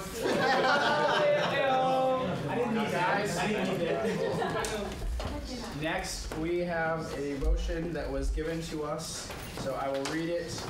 Actually, no. We were going to have a presentation on it before it was read. It was requested by the graduate council. So, Mike, would you like to be the presenter for this? Read the motion. Once we read the motion, we go to the discussion on the motion. So if you want to present and have responses back to you, you have to present first. Okay, we'll read it again. Okay, yeah, I'm gonna go. Okay, so thanks everybody for coming. I think this is the most well-attended Senate meeting I've ever been at, so that's cool. Yay! On top of that, Senate, I assume everyone is in favor of this motion because, well, we talked to one person, Mike talked to Justin, they had some good back and forth, and we didn't hear anything from anyone else. So all the feedback I got was from a thread on Reddit, and I'll try to address it via things I heard there. I think there were kind of a bunch of arguments why we shouldn't have a GPA minimum or why we shouldn't increase it or for a number of things. So I'm going to try to talk about them first and then lead into why the grad council thinks we should have a GPA minimum for the Senate of 3.0. So I want to start out kind of dividing this into two pieces, the constitutionality and the practicality of the motion. The constitutionality comes first because if it's not constitutional, we can't really even deal with it. That said, I don't really want to, I'd like not to have a long discussion on it because ultimately it's not really our job. It's, well, Anthony, but he's not here, and the J-Board's job to decide issues of constitutionality. That said, I think it's plausible that this is well within the scope of the powers provided by the Constitution. There was some talk that the Article 9, I think, the article on removals of student government officials sort of implies that you need a 2/3 vote to remove a senator. There's additionally in Article 7, the second Article 7 in our well-edited Constitution, and Section 13 indicates that the Senate is capable, and as well the Institute, of applying certain thresholds, criteria, or what have you for a student to hold office. Hold office means, like, you know, be a senator or be the PU or be the GM. So we can apply criteria that you need to satisfy to apply for, to run for, and to stay a senator. And I think clearly then the second one, the second of those two sections on removals, then to me seems to apply specifically to removing an individual senator for unique circumstances or you're not fulfilling their duties, something which is personal. Then the Senate addresses the singular person. Whereas Article 7, Section 13 is for applying level, balanced rules to every single senator, where we can say if you don't meet this, no matter who you are, we're not going to talk about it, you're gone. You have to do this to be a senator. So I believe it is constitutional. On the issue of practicality, there were kind of two sorts of things which I think came up a lot. One is that it was unfair that we are in a way barring a certain subset of the student body from becoming senators. That one is a little questionable, mostly because over 2/3 of the student body has a 3.0. It's incredibly high, and so we're barely barring anyone. And I will get back to why that last third, it's not that they don't matter clearly, but why we think they shouldn't be running for Senate anyway. Another point against it, though, that some people make is that there's no correlation between your GPA and your qualifications to be a senator. I just want to point out that's really not our point we're trying to make at all. Clearly the votes determine who's qualified to be a senator, that's what does it. Whether you think there's a correlation or not, it's not really relevant to what I want to tell you. What I do want to tell you is that it's not really unfair to the bottom third. We're not here to protect the Senate from unqualified individuals. We're here to protect students from the Senate, essentially. So I think as grad students, we sit in a funny place between students and education, and we see kind of both sides of things. And so I think what happens sometimes, and if you were reading the Reddit thread, there's an interesting, kind of anecdote, I guess, from Kyle, who was a previous GM, who talked about one of his acquaintances who was on the Senate and didn't meet the apparent 2.5 minimum at the time for GPA, and she resigned because the workload of Senate wasn't allowing her to get the grades she wanted to do. And sort of that comes back to the core of our argument. Grades and education, because you're at college, come first. And in our mind, we've all been TAs. We all want you to succeed. And ultimately, you're here to get a good education and get a good job. There are a lot of places which won't even consider you if you don't have a 3.0. And frankly, you can't really put your GPA on your resume if it's not a 3.0 or higher. Most, like career places won't even recommend that you do it. But on top of that, many grad schools, national labs, these are places that will have hard and firm, they'll just throw out your resumes. They have too many applicants. If you have a clear-cut criteria by which they can, remove part of their applicant pool, they're going to do it. You want to have the highest GPA you can, and that should come first. And frankly, getting a 3.0 here really isn't that hard. And you should be excelling in your studies rather than spending 6 hours a night sometimes at Senate. So what it comes down to is we are proposing this motion to make sure that students are focusing on their studies and not that the Senate isn't detracting from the education, because ultimately it's our job to help the student body and support student life and education here at RPI. Anything we do which works against that is completely reprehensible. So I think we need to, keep these things separate and well balanced. Anything else? All right. With that, you can read the motion. Go with it.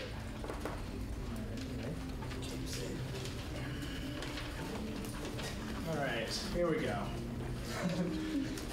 The Rensselaer Union 46 Student Senate, whereas the Rensselaer Union Student Senate is an organization of Rensselaer Polytechnic Institute where education should always come first, especially in comparison to any extracurricular activities or organizations, whereas the Rensselaer Union Student Senate requires a minimum of 4 hours a week, not including any extra responsibilities assigned, whereas studying for the additional hours taken up by Rensselaer Union Student Senate could only help to improve the understanding of subject matter. Whereas members of the Rensselaer Union Student Senate have a responsibility as student leaders to look out for our fellow peers, help them accomplish as much as they possibly can, and ultimately become the best versions of themselves. Whereas grade point average, henceforth referred to as GPA, is a measure of success in a student's program at the institution. Whereas the administration has already shown that there is a need for student leaders to meet additional requirements by assigning the GM and PU GPA, minimum GPA requirements. Whereas the Rules Elections Committee has a GPA restriction that all candidates must satisfy, it does not apply to write-ins or appointments. Whereas there is no system currently in the Rensselaer Union Student Senate's bylaws to help its members maintain a good GPA, whereas over half the student body at Rensselaer Polytechnic Institute has a GPA of 3.0 or higher, whereas over half of all students in all majors have a GPA of 3.0 or higher, resolves that the Rensselaer Union Student Senate add the following to its bylaws. All senators, except those representing the current freshman class, shall be required to maintain, at minimum, a cumulative GPA of 3.0, and any senator who fails to meet the minimum cumulative GPA of 3.0 at the end of any semester shall immediately be removed from office. So moved by the Graduate Council. All right, can I open up a queue for the purpose of this motion? The grad council, or specifically Tim, as he was the presenter, is going to be treated as presenter and will have the ability to respond. Justin. So first off, I thought I was the king of unnecessary whereas clauses, but clearly I've been one-upped. So that's one. Next off, I'm going to read off a quick letter that I got from a constituent of mine, just to share with everyone. I'm writing to you as a member of the class of 2018 in regards to the proposed GPA minimum for student senators. The question of constitutionality aside, the implementation of this policy will be detrimental to student governance and student representation of the student body as a whole. As the motion currently reads, over half of all students have a GPA of 3.0 or higher. This means that about half of the student body will be excluded from participating in their Senate.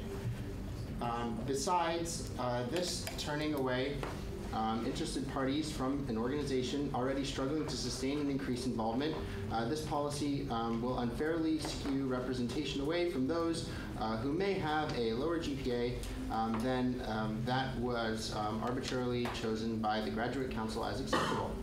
The Student Senate is not an honor society. Members of the Rensselaer Union are adults and are therefore capable of making their own decisions. This capacity for decision making extends to an individual's acceptable GPA and the balance between their union activities and academics. The Senate, Rules and Elections Committee, and Graduate Council have no authority to make these decisions for capable adults. Furthermore, the director of the union and members of these bodies should not have access to students' academic performance, even if the information obtained is only a greater or less than figure. A student's GPA is not parallel to their performance as a member of student government. In fact, several studies have shown that college grades have no correlation to adult achievement. Go figure. Someone with a lower average GPA can very well outperform someone with a high GPA with qualities not dependent on their academic performance. Moreover, participation in activities such as Student Senate are often a driving force for success and allow students to add structure to their college careers. In order to keep the union a center of student leadership for all of its members, I urge you to vote against this motion and repeal all current academic benchmarking requirements for participation. Please let me know if you have any comments or questions. Thank you for your time, and I look forward to seeing you tonight. And I actually made a mistake. I meant to say class of 2017. Sorry. I'm a little tired. I'm running on very little sleep. So that's that. That came from one of our classmates. And it's probably, I think everyone got it. I could be wrong. But that's just one example. And I think it just speaks it really, says exactly what needs to be said about this motion and about what's wrong with it and about why I said on Reddit, and I think it's still very true, that it is immoral. Whether or not it's unconstitutional is up for the J Board to decide, but that being said, we shouldn't be going forward with motions that even have a hint of being unconstitutional. Am I at 5 minutes? No. Okay, cool. Just like we did with the e-borders, we had a question of constitutionality, so we didn't vote on it. So why are we voting on this? I don't know why we like to do this thing where we make some rules for some things and other rules for others. Unconstitutional is unconstitutional. We wouldn't be making a motion that's motion to I don't know, what could we do that's absolutely insane. Motion to no longer recognize Asia as a continent. Or motion to just recognize the moon as our as our new tech park. You know, it would just be pointless because it's we don't know if it's constitutional or 1 not. minute. So why are we doing it? Great, thank you. That means I have 1 more minute to speak. Just kidding. So I'd like to finish this off by saying I would motion to postpone indefinitely this motion, considering it is unconstitutional. Motion to table indefinite. Motion to table. What do I? To motion to table. Finish the sentence. Postpone indefinitely. You're correct. Postpone indefinitely. Okay, so that one, and I think that's good. You know what? If we can get if someone wants to take it to the J board, I'm so be seconding it. that motion. So let's go. Let's do that. All right, because this is just ridiculous. It's unacceptable. It's rude to our classmates that will want to be on Senate one day. So let's go for it. All right, I'm going to open up a queue for the discussion of whether or not to postpone indefinitely. Note that the debate on postponing indefinitely can relate to the merits of the motion itself. Paul. Can we just not do this? Because then we're going to have to deal with it trying to be raised up again every week and not. And I believe the principle of down in one applies to more than one thing. Can I respond? What? Are you responding to this stuff? No,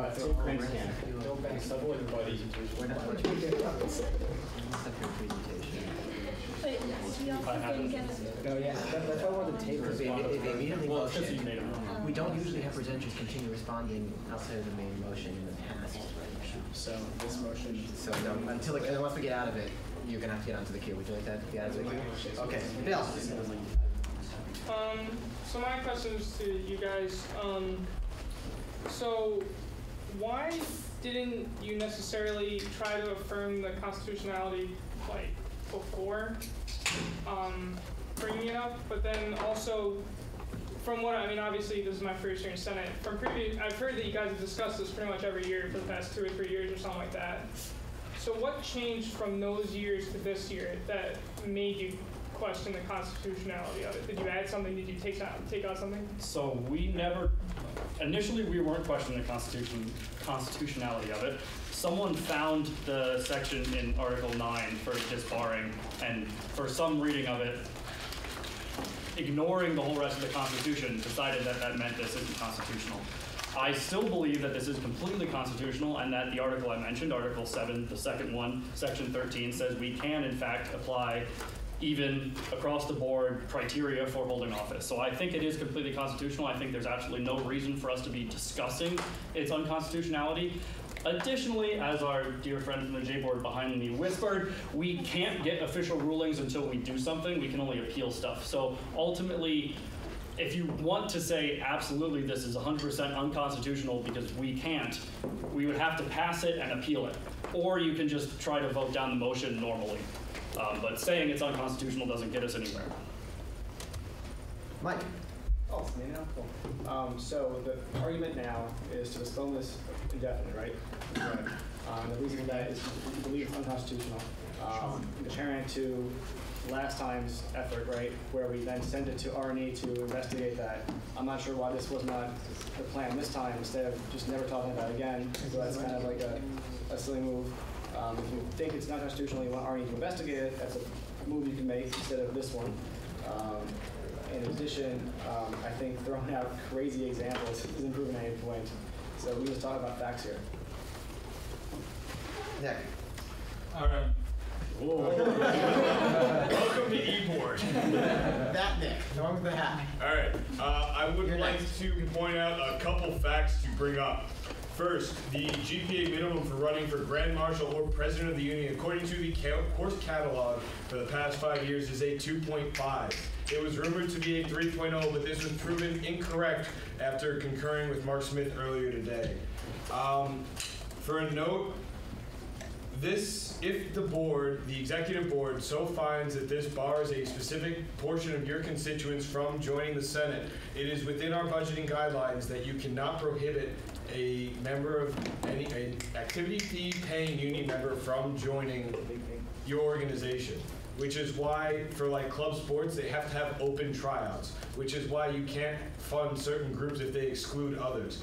If the budgeting group so finds this, your funding can be taken away. Now, some snark was thrown back that you guys approved the budget. I want to make you aware that if you throw down that budget, that's $4.5 million of work that you will be throwing down, and if this continues, will financially cause trouble to the union, and I will personally be a pain in your ass. But that's besides the point.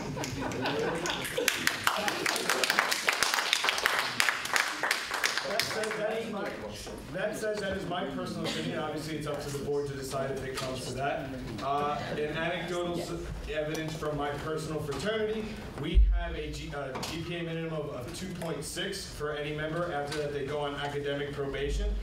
Now, I obviously wouldn't recommend anybody with below a 2.6 getting involved in much because I think that they should focus more on their studies. However, you are all adults.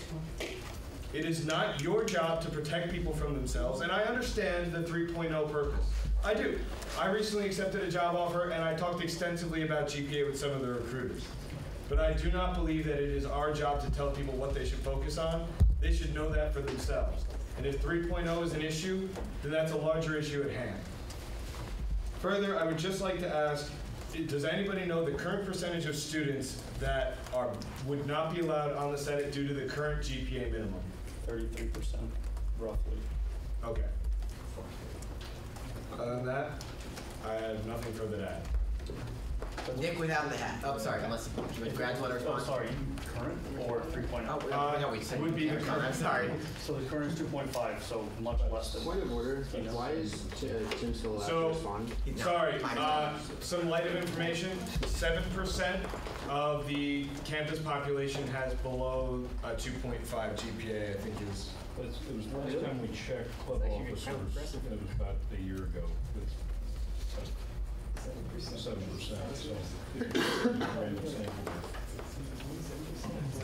So something to consider, and those are individuals who are involved with things like that. So I think a lot of people that are concerned about this, they're concerned about barring or forcing people to not be able to participate in student government. If you're in this meeting, you should absolutely be participating in student government. Whether or not you're on student senate, you should join a student senate committee. And so if you, I don't want to prohibit or ban anyone from joining committees. If there is something that you are really passionate about, you should be working on it in a committee, whether or not you're on the Senate or not. I just feel that for the Senate, we should have a high standard, essentially. And I would like to yield my time tonight. Cool. I just want to address one point you said about stopping funding for clubs that bar people. Sure. Yeah. Like Nick said, our committee is open to everybody. Just how sports are I was open. talking about Senate specifically. Guys, please let Mike speak. Sorry, go ahead. So Senate has committees as well. So even though senators, which are elected positions, might have requirements, you can still join Senate in different capacities. So I don't see us stopping anyone from joining. Just how the sport has open tryouts and then limits their pool as well, we can do the same kind of deal this way. Okay. Sean. Okay, so I would like to speak briefly about an event that happened before my time here as a student. I'm a sophomore. This was relayed to me by another student.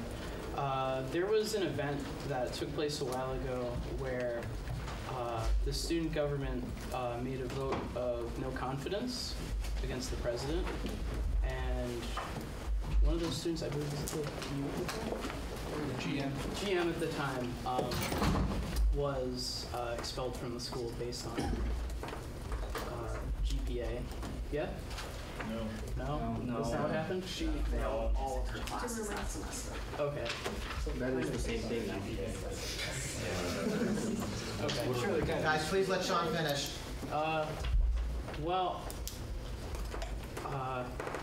So that was just a rumor, but still, I would be wary of kind of putting forward motions like this that limit the power of student government and therefore the democratic process.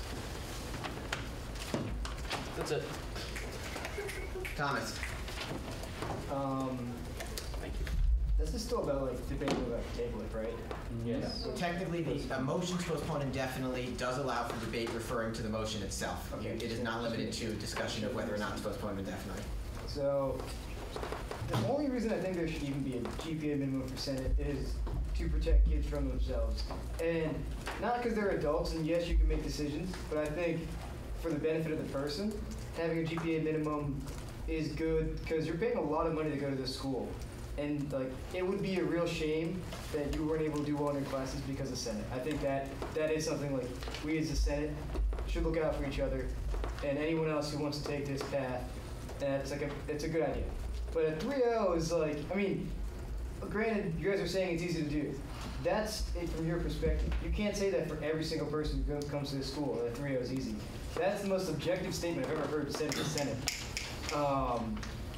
It doesn't matter what you show me. That doesn't prove it. What does that prove? That shows that a certain amount of kids, yes, can do it, but it doesn't mean it's easy for every kid. How hard does one kid have to work to get a 3.0 is different than how hard Joe would have to work or Austin would have to work. How can you say that? Like, that makes no sense. I think this should be done. I think something that's slightly above whatever we put you on academic probation is a good idea, just for the sole purpose of saving a kid from failing out of here and wasting, almost probably like $60,000+. Like, that would be the worst thing that could happen to someone.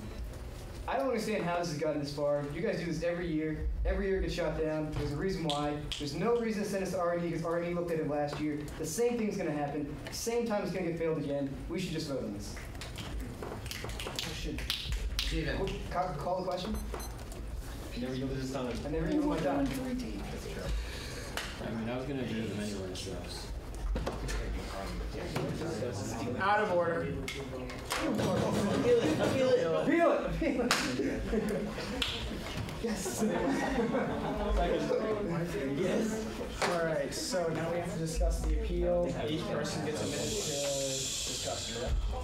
Or is that? That's it. This is ridiculous. Please stand at ease. Thank you very much. While we figure out how we're going to address this.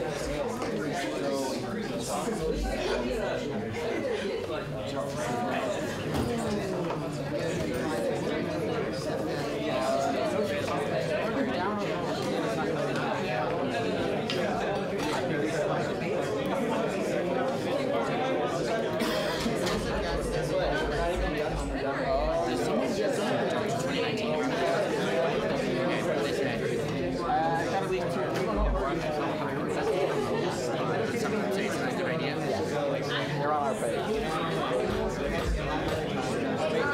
Justin, they agree with us. Raising it.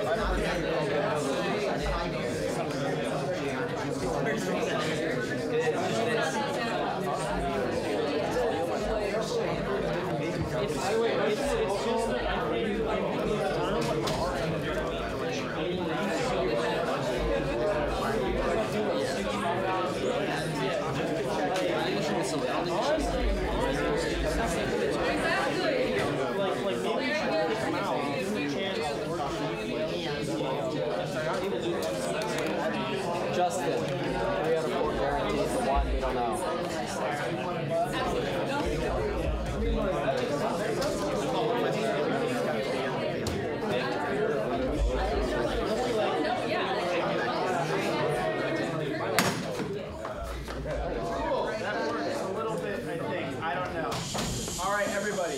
All right, here's how the appeal is going to work. The appeal is debatable because it is being applied to a debatable motion, which is the motion postponed indefinitely. It's going to require a majority vote in the affirmative to sustain the chair's decision. Voting in the negative means you agree with the initial motion, which was to call the question. There is a limit of 1 time every person may enter the queue for this debate, excluding the presiding officer, who may respond as many times as he so chooses. I'm going to open up a queue. Yes means yes to the appeal. No means no to the appeal. Other way around. Other way. I'm just going to make sure I say this correct. Voting yes means you are supporting the chair's decision. Voting yes means you are supporting the chair's decision, which means that you want the previous question to be ruled out of order. So yes to Marcus, no to yes to Marcus, yes. No goes to what you initially said. Could I open up a queue for discussion of the appeal of Marcus's decision? Benjamin. Okay, I have 2 points. One is a question and the other is a follow-up statement. It seems like I'm going to start with a follow-up statement because once I ask the question, I have to give my time to you. Anyway, so first off, I found that in the past, I found it oddly inconsistent. And this can only be related now to the appeal. You can only talk about whether or not the appeal should be sustained. Should we be calling the question or not? Yes, That's all you can talk that is what Okay, this is about. sorry. This is about previous instances that calling the question has been ruled out of order. In the past, it seems inconsistent how they've been called out of order. It seems like the only logic I have seen in it has been that there are people still in the queue and that the GM wishes the discussion to continue. But if you rule it out of order on that basis, you're defeating the entire purpose of the motion to call the question. Because calling the question is explicitly because there's still people in the queue. Instead of just deciding on your own that we should continue discussion, why not just let it proceed to the vote that it proceeds to, and have the entire Senate decide to end the queue and go straight to a vote? And secondly, what was the basis for calling this out of order? Michael is the only person on the queue before James who I know historically is going to call the question anyway.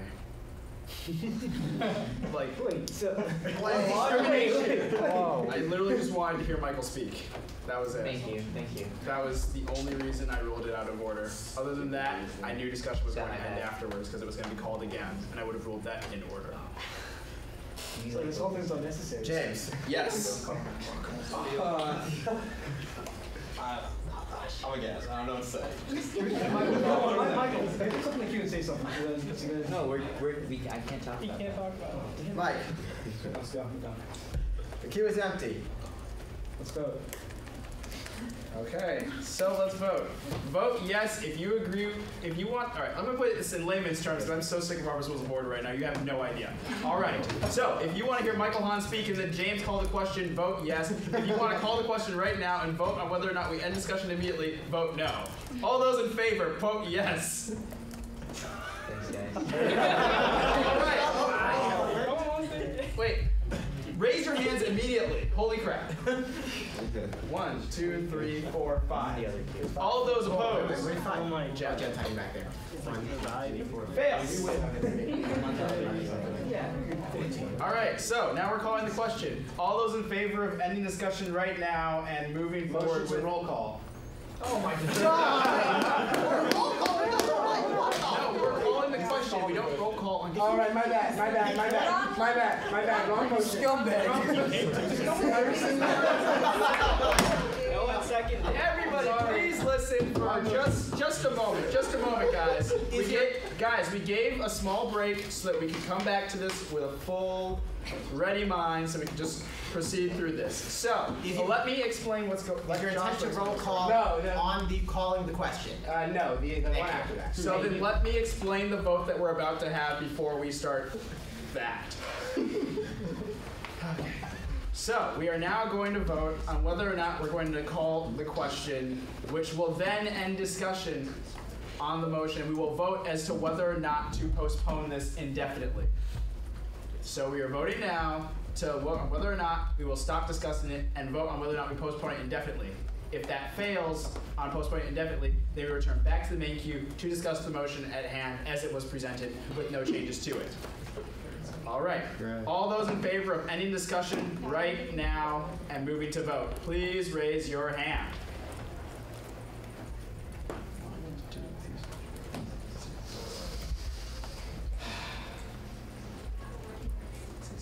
All those opposed?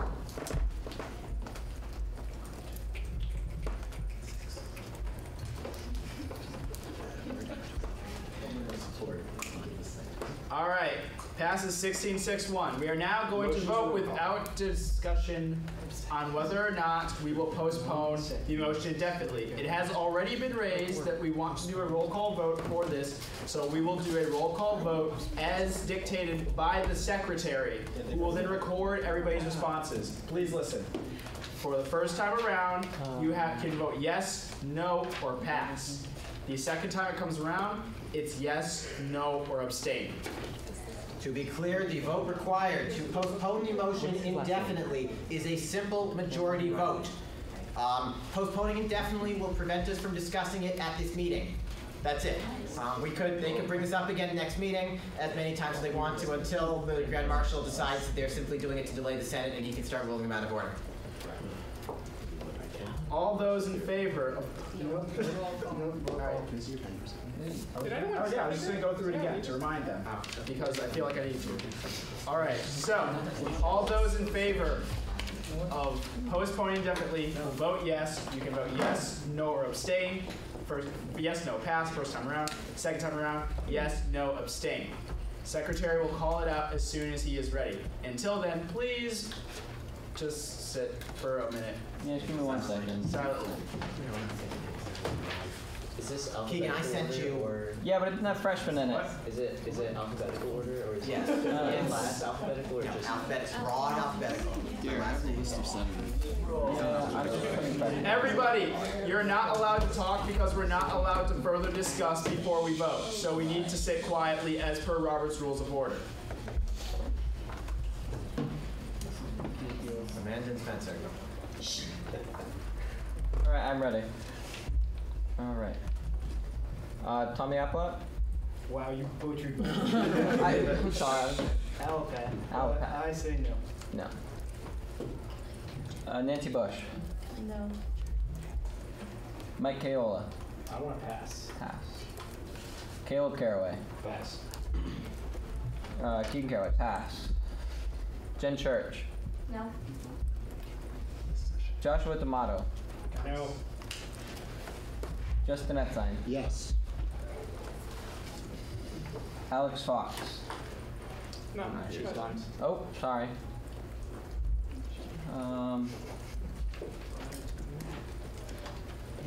Michael Hahn? No. Paul Laurie? No. Jessica Krajewski? No. Tim Krentz? No. Bill Maynor? No. Austin Miller? Pass. Samantha Notley? No. Victoria Fong? And she's gone. Cameron Riley? No. Spencer Scott? No. Steven Speraza? No. Wilbur Verde? Is that how you say it? You butchered that. Right. You could say Velarde. Velarde? Yeah, No. sorry. No, okay. Joe Venusto? No. Benjamin Walcott? No. James Whelan? Pass. Amanda Humans? No. Okay. I'll bring this back up to the top. Mike Kayola? No. Caleb Caraway? Abstain. Keegan, no. Austin Miller? No. No. And James Whelan? Abstain. All right. 1, 2.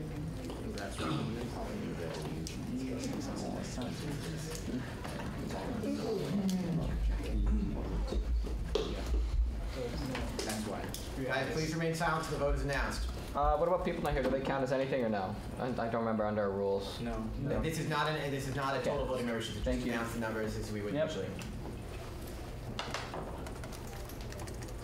Motion fails 122. We're all going in the poll now. All right, going to resume discussion in the original queue, discussing the motion.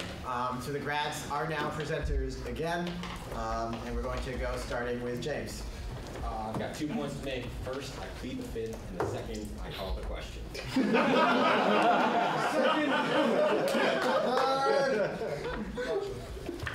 I'm not responding to Wait, what? We called the Justice question. though, right? What? No, we called the question again. Nope. Because once a motion is made, then you can't respond. Because we went down and we came back up and moved on in the I queue. can respond to that afterwards then? We moved out of the discussion. All right. Back to the next. He got sick. Let's go. So I am going to rule this out of order, and I'm going to explain this time. I just counted. We have had 9 people, excluding James, pleading the fifth, speak on this. Actually, 8 people because one of them was calling the question. So we have had 8 people out of our 26 voting members speak on this so far. So I don't think that everybody has had the chance to speak yet, so I'm ruling it out of order on that note, as well as the fact that there are 6 people still on the queue, which is almost as many people as have spoken. So, as they have not yet repeated, I am ruling it out of order. I move to appeal that. Oh, no. Is there a second? Who just called that? Who was that? Ben's been attempting to appeal it. Thank you. Is there any second on the appeal? No. All right, the appeal fails. Seconded. No, I'm going to second that. Wait, who seconded it? Me. I'm seconding that. You said it after you said it. Yeah. Because I was writing. I was still writing things. Sorry, Dudley. All right, for the sake of being fluid, I'm going to understand your situation with taking minutes while simultaneously thinking as a full-fledged senator. So he has appealed, which now means that we return to the queue where everybody has one chance to speak as to whether or not my decision was correct. At the end of which we will vote. If you vote yes, you agree with me, objecting to calling the question, and if you disagree, then you'll be voting along Keegan. All right. Opening the queue. I'm going. No, I'm just speaking. Amanda. Maybe you shouldn't immediately rule out of order when somebody calls. Just let us know whether or not we want to keep talking about it. Because I think since we just voted that we want to keep talking about it, I think that we do want to keep talking about it. My response to that is I was trying to skip past that part. I know, but now we're in this. I can't predict you guys. I really can't. So. I think we can because we just went through this process. Okay, so we cannot stop the back and forth. Would you like to respond? That was my response. Just responded. Okay, Spencer. So I'm of the thought that we called the question because we want to save time, and that has proven that it does not. So I would like us to discuss. I agree with Marcus. It's a waste of everyone's time to keep calling the question, having an appeal when you don't agree with Marcus because he wants to discuss. If you don't want to talk, leave, I guess. I don't know. No. Benjamin. I would like to reiterate the point I made previously, is that I do not believe those are valid grounds for calling it out of question, out of order. That is the point of the motion. Leave it to the Senate to decide whether or not they want to continue discussion. This is a motion that should be relatively quick, because it should just proceed immediately to a vote. If people want to continue discussion, they can just vote no. Michael. I have a full page of notes that I didn't get to talk about yet. I've been on both queues, so I want to talk, so I don't want to call the question. James. Yeah. A similar motion was brought to us about a year ago, and I hope most senators have read this motion and made up their minds already.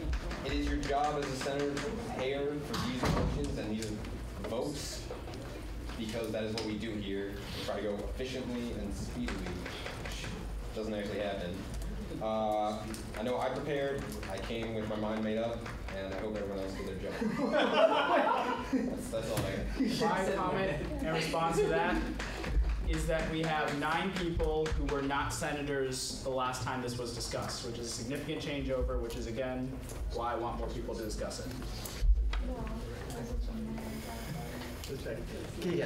I'd like to point out that the whole point of a called question is to end the discussion, and constantly calling out of order defeats the purpose, and I'd just like to make that point. Just, if you can let people vote on it. I have voted in order before. Mike. I agree. This should be called out of order. It's his right to call this if he wants to. But again, people want to talk about this. You just gave a whole speech about your discussions. I'm sure other people have speeches as well. Let's hear them real fast and we can get out of here. The queue is empty. All right, so we are now going to vote. All those in favor of rejecting my calling it out of order and then moving to vote immediately on this, whether or not we're going to call the question, vote no. If you agree with me and you want to hear more and you want us not to call the question, vote yes. All those in favor of not calling the question, please raise your hands immediately.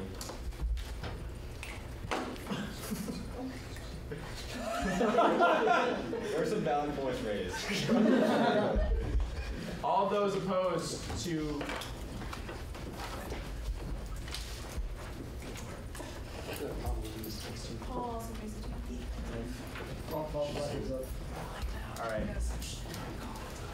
All right. Appeal fails 16-5-2. Next on the queue.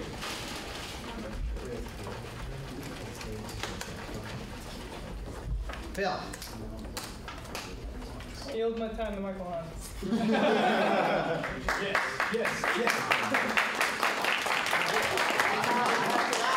Guys, he was next on the queue anyway. Yeah.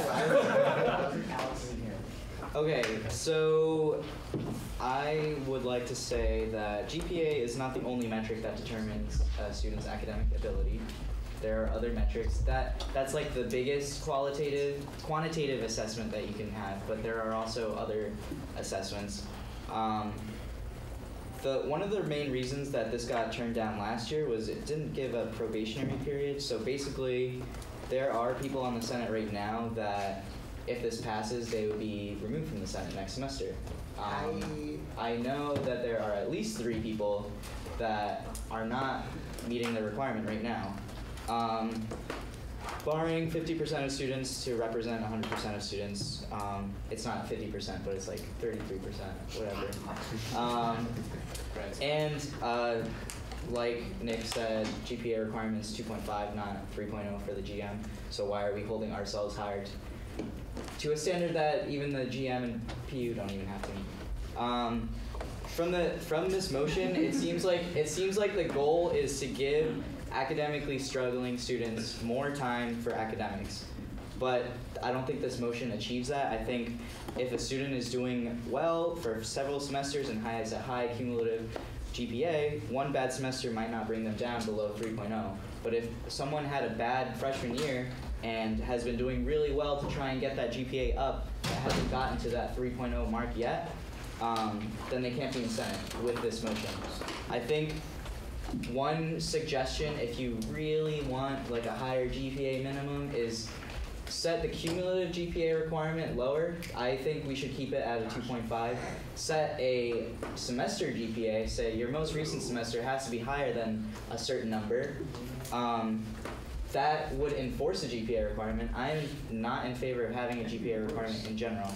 But it encourages people to not have to pay for past mistakes when they're trying to make it up. If you're a sophomore and you have a first year GPA of like a 2.5 because you do bad, and then you have to get over a 3.5 to get that 3.0 and get the cumulative GPA. Like, I don't think that's fair, especially if you're a sophomore right now. You have 1 semester to make up for 2 semesters of poor grades, and say you do get a 4.0, like that's a lot of work to overcome.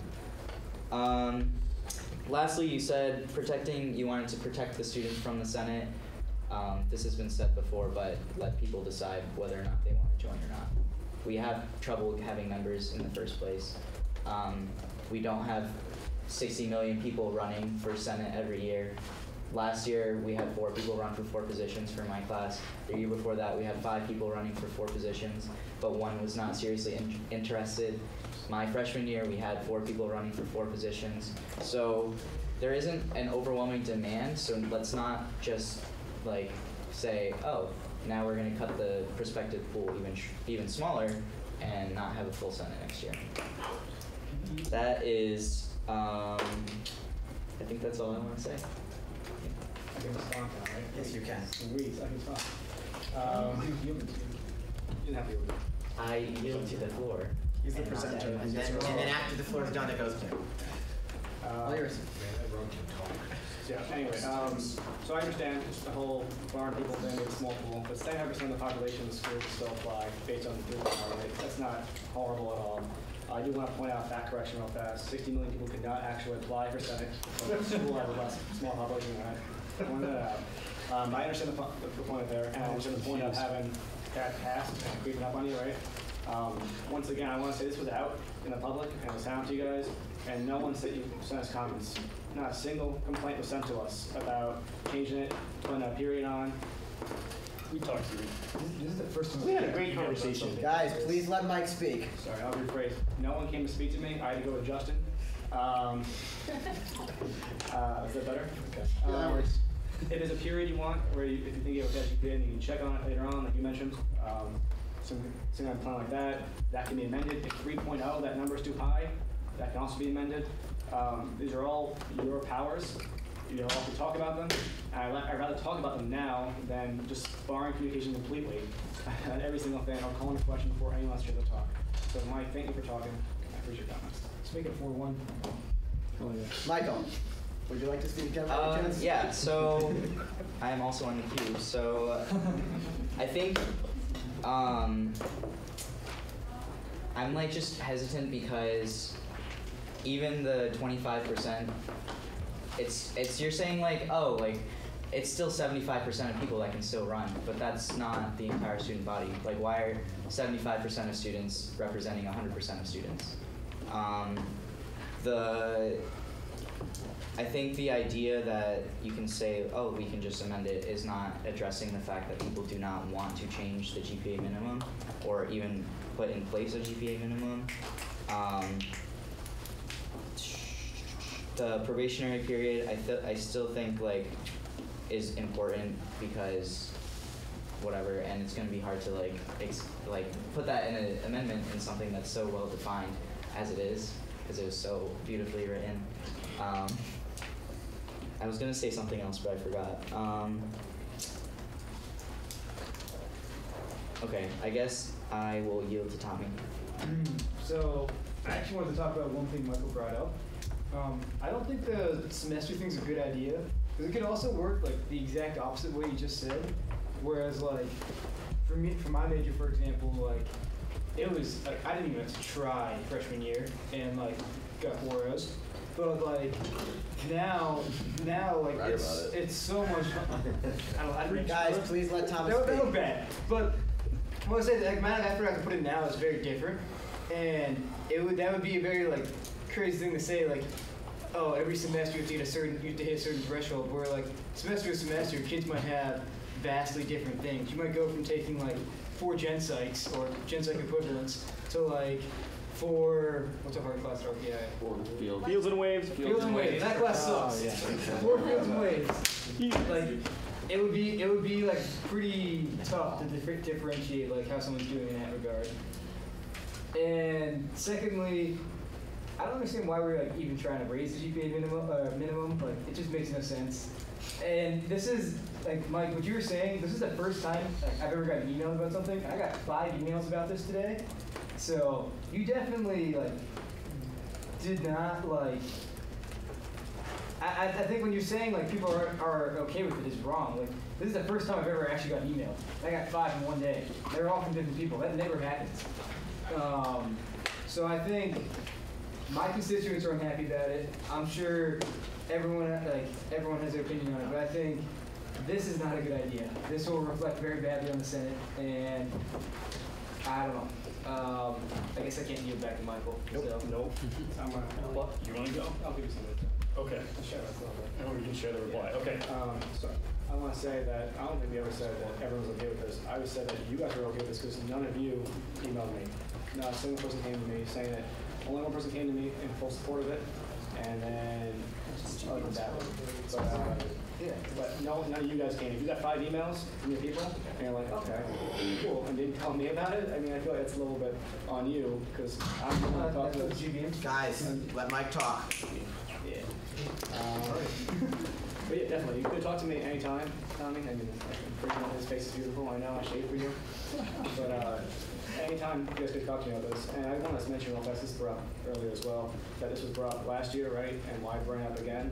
This is a place to compromise. Things have changed in the past year. The administration has told us that they're moving teams and stuff from 3.0 to 3.5 because literally everyone had 3.0. So, yeah, literally. Yeah, so the point that they moved that up as well is also a different story. So it's not like we're doing the same thing every year, like, oh, get you guys. Oh, yeah, I'm not sure. Tim, you want to go on?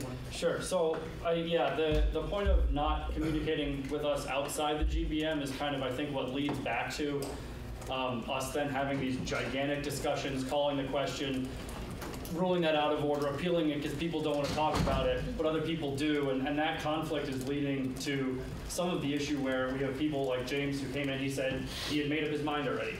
And so, but then if we want to come to the GBM and discuss it, and he's already made up his mind, maybe we should have been talking outside. I think that's sort of a dynamic that needs to be developed a little more so we're not slogging through these long GBMs. And the other thing I'd just like to bring up kind of in response to sort of this idea that excluding people is making, a small percentage represent the whole student body. I think it's, there's a inherent, mental disconnect there because we're 26 people representing the student body. That's what represent means. And we're supposed to be student leaders. We should be role models. Saying that we, don't need to be basically glowing model citizens for RPI is sort of weird. I think we should be. We're supposed to be leaders. We're supposed to be improving the campus. We're supposed to be showing other students, you can do all this extracurricular stuff and you can succeed. And you're right. I think Tommy said it. I said it was easy. You're right, it's absolutely not easy. But plenty of people do get a 3.0, and some of them do it by working incredibly hard. Some of them do it by not working hard. But the people who aren't getting 3.0s and and are working incredibly hard clearly can't afford to also be spending time on the Senate. If it's not easy for you to get a good grade, you need to clearly be working very hard at it, and spending some of that time on Senate is not going to help you. And I just have to keep coming back to the idea that ultimately you're here for an education. The Senate is supplementary to that. I'd also just like. Oh yeah, sorry, Nick. Yeah, I'm a graduate council. I'm part of the graduate council. Point of order. You designated a presenter, and that's Tim Krantz. What? So the designated presenter should have been the grad council because that was the body that was on the motion. It says the graduate council. It's presented by Mike Kaola. Okay, so we're going to, your motion says presented by Mike, so thank you. We're going to limit it in the future to Mike Kaola, so this desk presenter. Okay, Paul. Yeah, I want to point out, there are people have different commitments and different things going on, but there are examples. Essentially, we're here at college, and people should be spending time working on stuff, but at the same time, the 6 hours that you spend a week working on Senate, if people could choose, can always make time to study and do more work. I probably wouldn't be spending most of the time I spend in Senate doing stuff. I have a 2.99 GPA right now, in part because last year, you all know, I had to be R&E chair because nobody else wanted to do it, and I pulled a 2.6 GPA last semester. Because there was a job nobody wanted to do, I was forced to do it in perpetuity, so I was just made chair so we could fill our committee. And that's what went down with R&E. Because the previous chair stepped down because she just felt like stepping down. So I just don't feel that it's essentially appropriate to reduce the amount of people who can, in the student body, who can hold positions. And also, different people have different situations, but at the end of the day, it's everyone's choice on what they want to do, and saying that the only way you can be a role model is through your grades is a slightly odd position for you guys to be taking, especially when you guys all have to have 3.0s because you're grad students.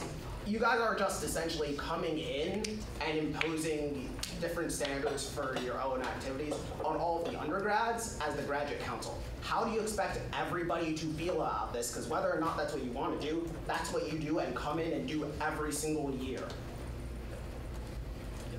Thank you for the snaps, if you may, I think. Well, I understand the frustration. If 3.0 is not the number again, you can lower it. Your name. Varun. Thank you. Sorry. So if 3.0 is not the number you want, you can lower that as well. That's also up for debate here. Some of the grad students need to help with 3.5 higher as well. So it's not like we're going to standards. We have hard classes as well, and we have to keep up our grades too. I don't think it's ever said that GPA is the only measure for leadership, but it's definitely one that we should try to raise to, right? And I mean, your example, your hardship, which I'm sorry for.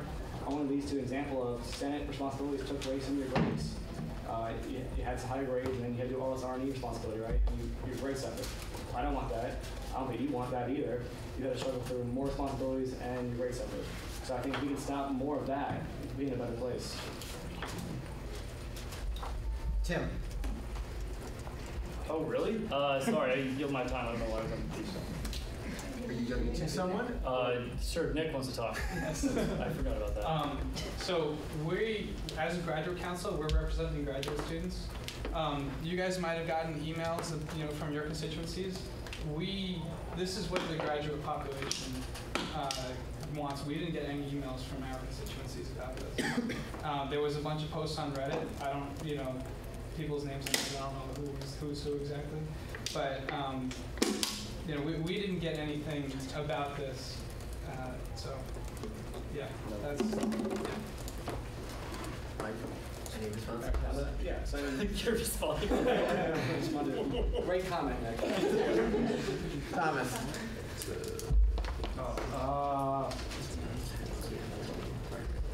Bad motion. I yield to Justin. All right, cool.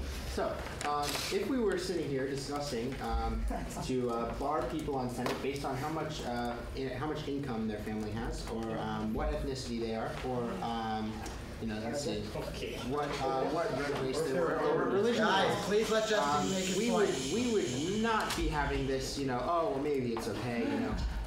There are a lot of things that factor into someone's GPA, and I think that barring someone by their academic standing is just as deplorable as, maybe a little bit less, but still deplorable.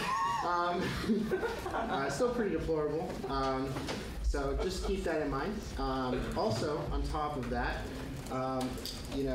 there are a lot of reasons why someone I like Marcus's face over here right now. Sorry. I also would like to say that the GPA, a lot of things that are factor into how you do in a course. There could be a professor that neglects to provide you any information on how you're doing until past the drop deadline. There's a lot. You could be you're having issues outside of at home. There's a lot of different things other than just not trying hard enough. But at the end of the day, if someone wants to spend their time in a certain way, let them. That's their call. I know that's been said already. So. Thank you. Care to respond to that, Mike? I do. Spencer, do you want to say something about that? No, you can't. You can only say something. You could yield to Spencer if you wanted to. Would you either respond or yield to someone? Okay, yeah, I'll respond. So, Justin, what you said was literally just the point of the whole motion. Was if you have other things taking you away from your schoolwork, which is the reason you are in college, unless there's some other reason I don't know about. That could be great. Who knows? If you have other external factors, you should not be piling on a work requirement of 6+ hours a week. Tommy. For Senate. And that's really the crux of the argument here. And coming up with more extraneous reasons, or going full Hitler and making it about race or income or whatever. I feel like Rave reply. That's the Steven, hold on. Before I come on, please stop the personal comments. You should be addressing the motion. You should be addressing the floor. You can address comments that people have previously made. Please do not be addressing specific people. This is going too far. Steven. So a lot of what I wanted to say has already been said, so I'll try and keep it short. Originally, I was in favor of this motion to some degree, but after giving it a good amount of thought, I'm kind of leaning against it because there are some excellent senators who have below a 3. I really don't think it should be 3. I think it's a little high. Again, as stated earlier, it's above the GMP requirement. I'm going to assume that the 3, as you said, was negotiable. I'm pretty sure you guys probably might have planned on it getting knocked down a bit in GPM or GBM. I don't necessarily believe it's really fair to keep saying, oh, we didn't receive any emails from the senators. I mean, I spoke to Spencer. I said I think it should be maybe below a 2.5, and yeah, maybe we should have emailed you, but at this point, it really doesn't solve the problem. It doesn't make the motion any better. We still need to work on trying to make it the best motion that we can, do our best as senators to do a good job with this motion. So I don't think that that's really valid anymore. Yeah, we might have, but we should probably just work on solving it now. I think that was pretty much all that I wanted to say. So I'm going to yield to my man Tommy Alpat. So the point I actually meant to say last time and I forgot was that, like, for me, for Senate, it actually helps me provide structure in my day, and it helps me plan my day out. And I'm the type of person where if I don't have things to do, I get sidetracked very easily, and it's harder for me to do work. Like, I grew up, I always did a lot of things. I never had time to do anything, so I had to be very structured in how I got stuff done. And when I came here, I played soccer and I got hurt, and I couldn't play anymore. And that semester when I didn't play, it was really hard for me to get work done because I didn't have the balance. Like, I didn't have something else to look forward to doing, or something that not even look forward to doing, but just something that I would have to get this done to go to that. So taking Senate away as an option for kids who like me need that type of structure and grew up with that, I think that's a huge negative. And this was actually originally my biggest issue with this, was that when you're used to such a routine, it is very hard to just plan out your entire day by yourself. That's one of the hardest things for kids who come to college. And I think that's something Senate or any club you join, it's really helpful doing. It gives you an order to what your day. So you're not just, oh, I'm done with class. I have this 8-hour block of time where it's somewhere I need to get done this homework and this homework, and then eat dinner and go to sleep. But it's I have Senate at 7 on Tuesdays. On Tuesdays I need to be able to get this done so I have time to do Senate, have that time budgeted out. I think it really helps with time management for kids. And I think that's something that we should look at. And I think also joining Senate could improve someone's GPA because of that structure being put into their day-to-day life. I'll yield to Mike. You can't yield. But it's going to go to Mike. Anyway, yeah, whatever. So I'll apply to you because you were talking about it. I'll put the yield as well, just so you feel happy about it. Appreciate it. Mike, keep going. So the structure argument, great. Instead of Senate, though, where we had a structure to be, right? We have a 4-hour block that I was studying or tutoring, I guess, right? The other structure blocks you can do that can help you academically. Over Senate, where we're discussing some things that make sense, some things that don't make sense. You understand what I'm talking about? I get what you mean, right? Yeah, so as to the point structure, I understand where you're coming from, but I think there's better places you can utilize your time than Senate, especially if you're struggling in some stuff, or you need the structure, or you're right below the threshold for a 3.0, whatever the GPA requirement is to be here. Once again, you guys seem to have a problem with 3.0. Is there a number you like better than 3.0? Because I have not heard it yet. Guys, please let Mike finish. So, as it works out, I'm not sure if everyone knows this, you can amend this motion to change that number anywhere between, I believe, a 2.5 and a 4.0 at this point. So, you could do that, and we could see what happens instead of discussing about how 3.0 is too high. Marcus. Okay, I'm going to keep this relatively brief. Hi, my name is Marcus. I chair the Senate. And as chair of this organization, it's my job to help you guys, do what you need to do, not only in this organization, but outside, and make sure that you're not losing yourselves to anything that may or may not be assigned to you. So when people have told me that they have issues in a class or they need more help, I've worked with them. I've tried to get them more resources. I've tried to give them more time. And I say, look, if you're doing that, that's fine. I'll get somebody else to do this. I've tried to express to people that I think academics is the most important thing, and if people are having those issues, please let me know. I have definitely not let some people do some things when they have asked because I remembered, last week they said they were having trouble here, so I said, no, I'm not going to give you this additional thing until I'm sure you're solid on this. And people have reacted okay to that so far, but that is one of my responsibilities, and again, I make myself as a resource to you because I've worked with BALAC, I've worked with a lot of different people on campus that can help you should you ask for that help. Also, there are now 7 people on the queue, 4 of which were not on Senate last year. That's all I have to say. Nick with the hat. Can I Oh, yeah, absolutely, sorry. break down Marcus? Everyone, if you need help, go to Marcus, please. I mean, I'm not stopping you guys from going to get other things, helpful things happen, right? It's just another step to do that. And I just want to make clear, because I'm not sure if this is clear. This is not a personal attack from the grad council. I like most of you guys here. Nice save. I need you guys off here. If that's an issue, if you feel like you're going to get kicked off, or you have a friend who gets kicked off, we can put this in effect for next year. I don't have a problem with that either. This is for the benefit of the community and the Senate, and it's not against any single one of you guys. Nick with the hat. I just have a question that, as far as I've been listening, has not come up. And that is, is part of the motivation here that you guys feel that as grad students, because you're upheld to a higher academic standard, that you would like that seen for the rest of the Senate? No? Okay. That was just something that had crossed my mind, and I don't like to assume anything. It makes a lot of asses out of me and you, and I'm sorry I'm using poor language again, Marcus. Seriously, man? You talked about this. Shut up. It's my house right now. Either way, thanks for clarifying. I just wanted to ask. So the answer to that was no. Sorry, if you didn't see my shake my head no. Every grad student is held up to a different standard. There's a 3.5 GPA requirement. Each school has their own different requirements as well. If I asked you all to stand for those requirements too, you would all hate me.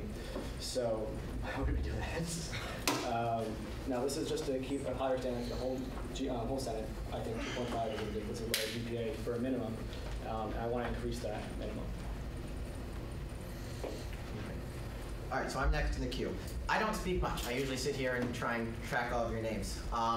But I do feel strongly about this in that it's been brought up that we are a representative body. There are 26 people in here who can vote, sometimes 27, depending on if you tie or not, who get to make decisions for approximately 7,000 or so students, both undergraduate and graduate here. People have expressed that they've heard from their constituents. The grads have said that this is coming from opinions of the grads as whole. Undergrads have brought up the opinion that we've gotten emails from people saying yes or no. If the result of this discussion, if we decide to pass this motion with any requirement, is going to affect every single student, grad and undergrad, here at RPI. There are not many decisions that we make that have such a direct effect on students as to whether they can do something or not. When we decide on whether or not to pursue a project, most likely pursuing or not pursuing that project is not going to directly affect someone if they choose to make a decision to do something. I'm going to go with the first thing I did. If we decided to not purchase picnic tables last year, we would not have made any major difference to a student on a day-to-day basis in a decision that they could make. It is very different than there are picnic tables on campus before and after the project. Are there more? Yes, it's a great thing. Would having that not happen had prevented someone from sitting at a picnic table? No. If we pass this motion, this is theoretically going to affect, right now, 33, based on the current number, students who will immediately not be able to run for Senate. It has an immediate effect. If we're going to make a decision that affects the student body list, I feel like this should be put to a referendum for the students. We have the ability within our bylaws to push a motion, like a constitutional amendment, to the students for a decision. There's nothing preventing us from sending an amendment to our own bylaws to the students to get their opinion as a whole. If the students in general feel strongly that there should be a number that we put out as a referendum for Senate requirements, so be it. But I don't think that as 22 right now voting members, we should be making a decision that affects 33% of 8 grand is between 1 and 2,000. I'm not doing the math so well in my head right now. That's a lot of people that we're affecting right now based on this vote with the current number that could theoretically be amended. So my opinion is that if we want to pass any type of requirement, it should be done through a campus-wide referendum.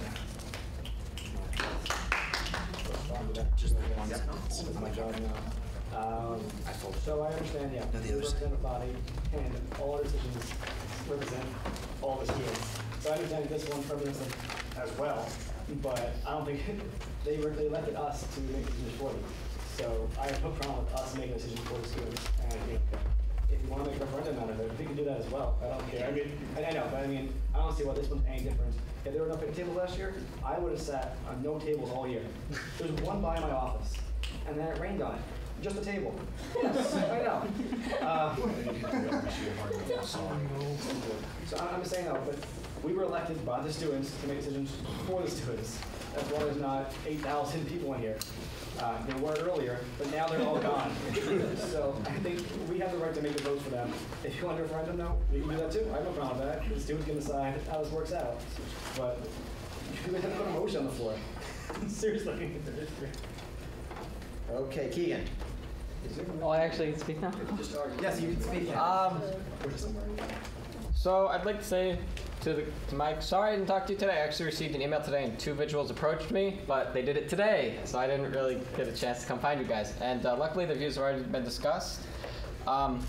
As secretary, I've recorded everything that's been said so far, and we're getting to the point where it's a real circular conversation. No one suggested a change, so I would like to call the question because I feel like I keep hearing the same points and writing them down.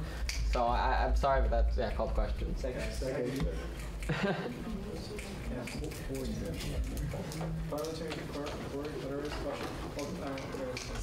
All those in favor of ending discussion?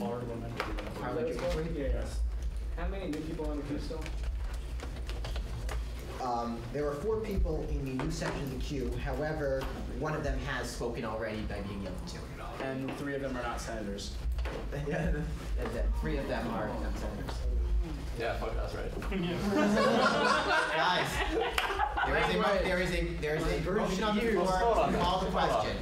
All those in favor of ending discussion immediately and moving to vote on the motion as currently reads with no amendments to the motion, please raise your hand now. Raise it high so I can count it readily. Why are people still slowly raising their hands? I don't know.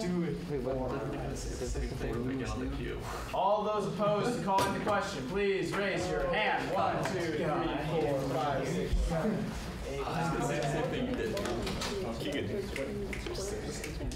8. Keep your hands out.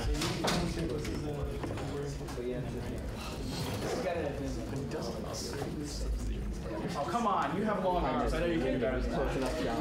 Are you getting the people next to you? Yes. All right. Calling the question fails. 16-14-2. 6-14-2. Sorry. When you get in the queue. When you get in the queue. Would you like to be added to the queue? Yeah, do it. Okay. And just a small note. Wow, it was ruled in order because 20 people have spoken already. Nick. The other Nick. Yes, that Nick. Go without the hat. Yeah. So we've been talking about possibly amending the motion. No one's actually made a motion to amend it. I would like to suggest that somebody amend the motion to a number less than 3. Maybe possibly 2-8 or something like that. 2-9. Yeah. Repeating. Would you like to yield to anybody? I would like to yield to the guy in the gray over there that has his hands up. So I would. Tell me your name, by the way. Oh, I'm Austin. Hi. I'm Nick.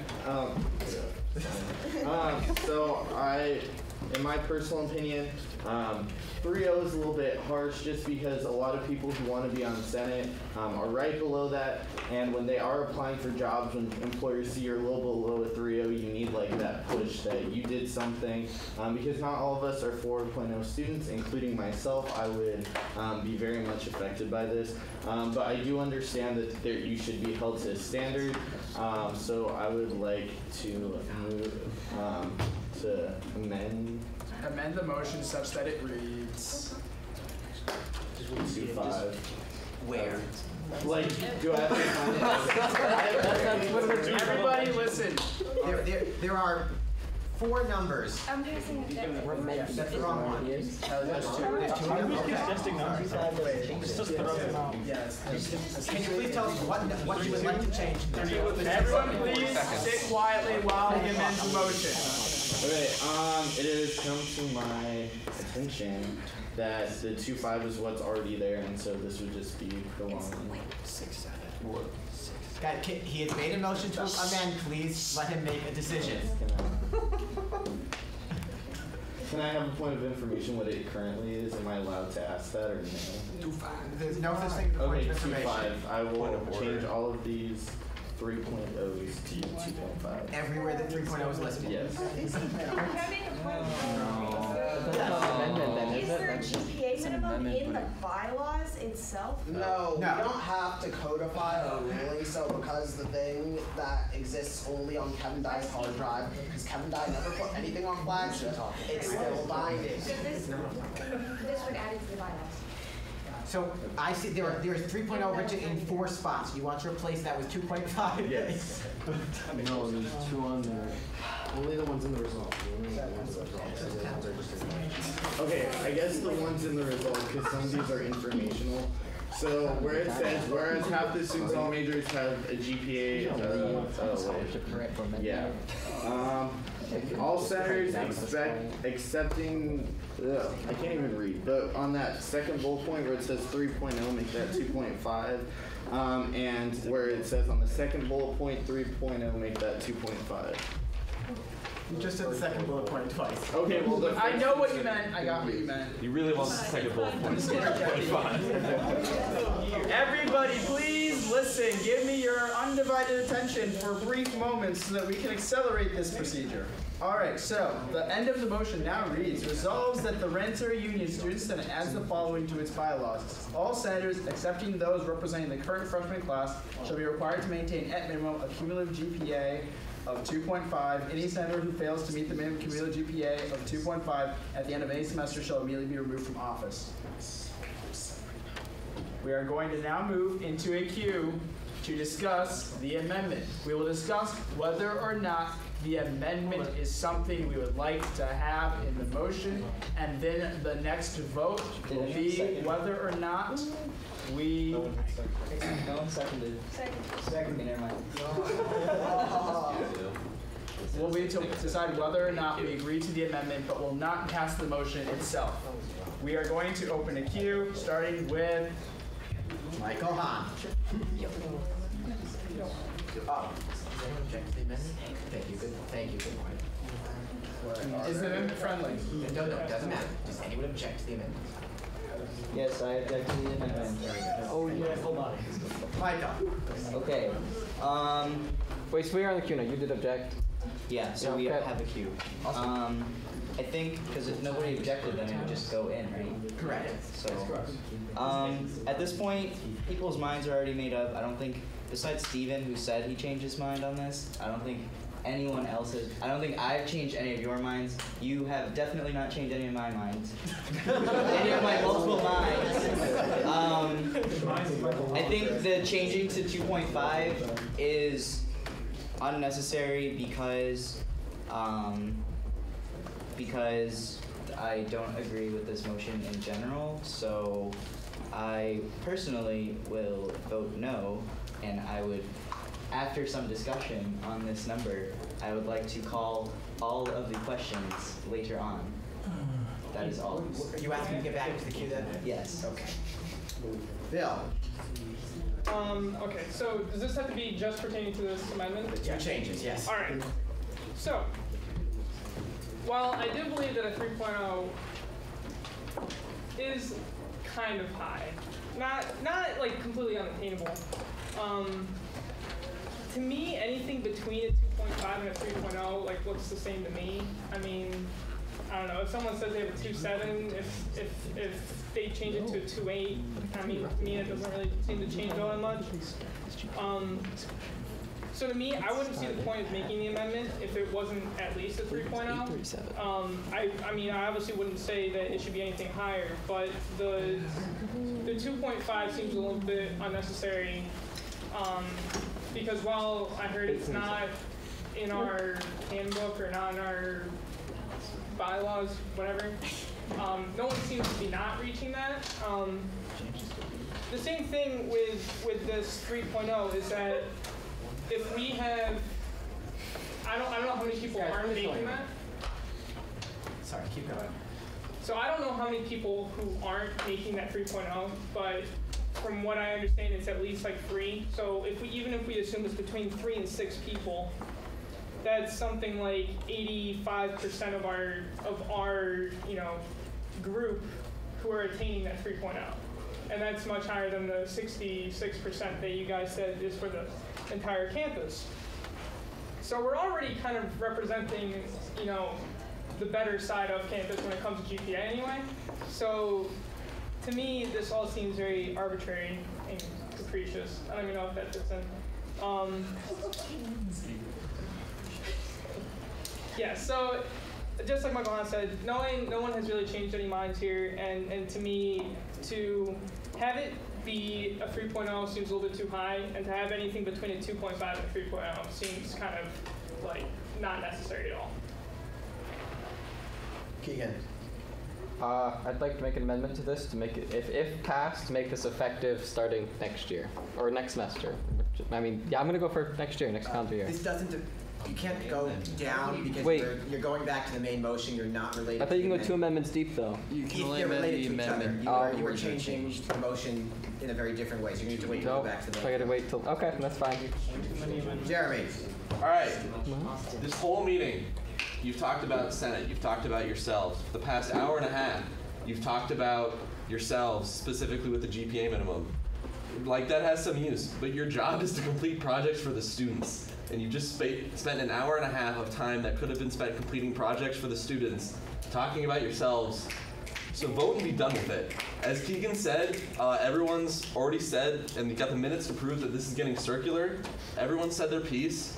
We've had several people try and call the question, and I think people they just want to keep hearing debate.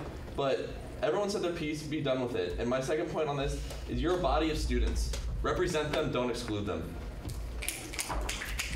Come on, this is a big deal. Mike. To me? Yes, you. Cool. This is just about the 2.5 amendment, but thank you for your words about other things. The 2.5 amendment is fine. I understand the point of it. And this puts it in the bylaws where right now it's in like this floating legislation thing where no one can find it, but it still exists somewhere. So 2.5 was to put it on the rule books, which we're following already, so there's no change there. That being said, 2.67 is a B minus, and so 2.5 is what, like, C plus maybe? And between C plus and B minus. That's not a great letter grade. So I mean, I understand there's no difference between 2.5 and 3.0, but like a B minus would be something everyone should strive for. At least, right? You don't want to see, right? So really, yes. So I mean, this amendment right here is for 2.5. If you agree with 2.5, then you can vote yes to it. I'm not really sure where you're going with yours actually. I don't know where you fall on that. Okay. But valid argument still. If you're done with if you want to go with 2.5, vote yes. If you don't, vote no. And then it goes back to the main menu. The main menu. The main motion. It is a game to me. Here's the main motion, and there. That's when you want a motion to add for next year or something like that. That can be added as well. Jessica. Okay, so 2 quick points. One, to refer to what somebody just said, we have actually talked a lot about our constituents and how this wouldn't just affect us, but could limit other people from running in the future.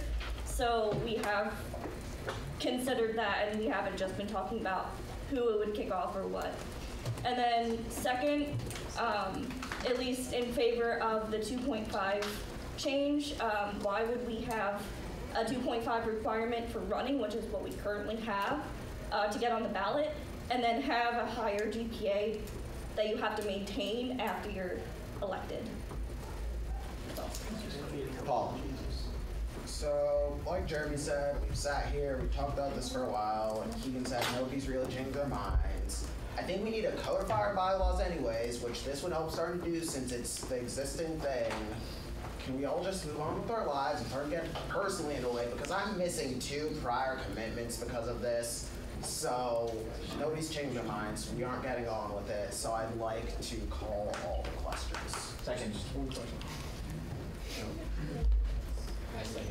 That's not where I'm calling the question. He's not asking for your questions. All those in favor of ending discussion and calling the question specifically on this amendment. No, I'm about to get to it. This amendment. So we used to we vote serially to call. No, you have to pass. If he's asking to call all the questions. If we vote yes, we will then, after we vote yes, vote on the amendment, and then we will immediately, without any more discussion, vote on the motion as it reads after we're done with the amendment. All right, if this cool. fails, we go back into the amendment discussion.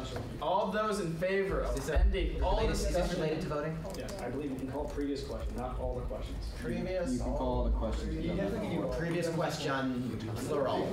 Yep. That's why I was thinking that it's calling, like, you just call them in order. Hold on. You don't vote. You don't discuss. Once a motion is made and seconded, you can't amend it. It's property of the body. You have to vote on it. We're not discussing whether or not we can amend it. We're discussing how it would be enacted. We're discussing whether he just call all questions if we vote on them serially, or so it's a call to all questions. You vote. Yeah, are we just going to go consecutively vote or not? And that's what their question. Compromise here. Don't compromise you, Ben. Don't bend to their. Everyone, please stop discussion because technically the question has been called, which means we do not discuss until we have had this vote. So if you are discussing anything with your neighbor, you are thereby breaking Robert's Rules of Order. And considering that is what we have all somehow agreed to, follow, we should not just willy-nilly throw it out the window occasionally because people get really tight about that. And let's, yeah, I swear I'm not salty. It can be applied to the immediately pending, debatable, or amendable motion, or to an entire series of pendable or pending and debatable or amendable motions, as long as you begin with the immediately pending question. So you can call as many or as few as you want. Okay. And they're all voted on at once. You vote once. All right. All those in favor of ending all discussion on this motion and moving to a vote, please raise your hands by the time I count to 3. If you are allowed to vote. 2, 3.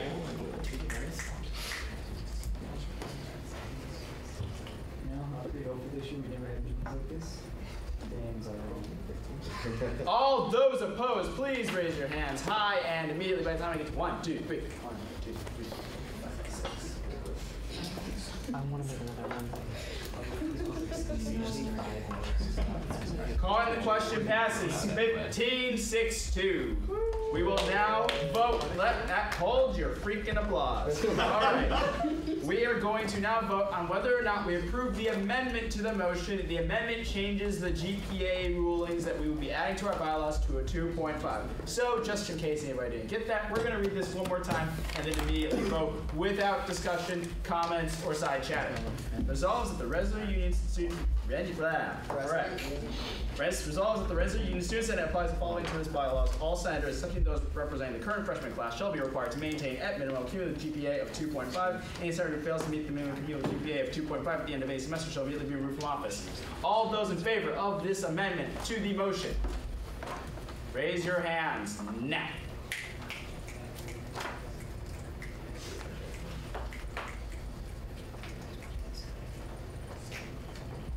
All those opposed, please raise your hands now.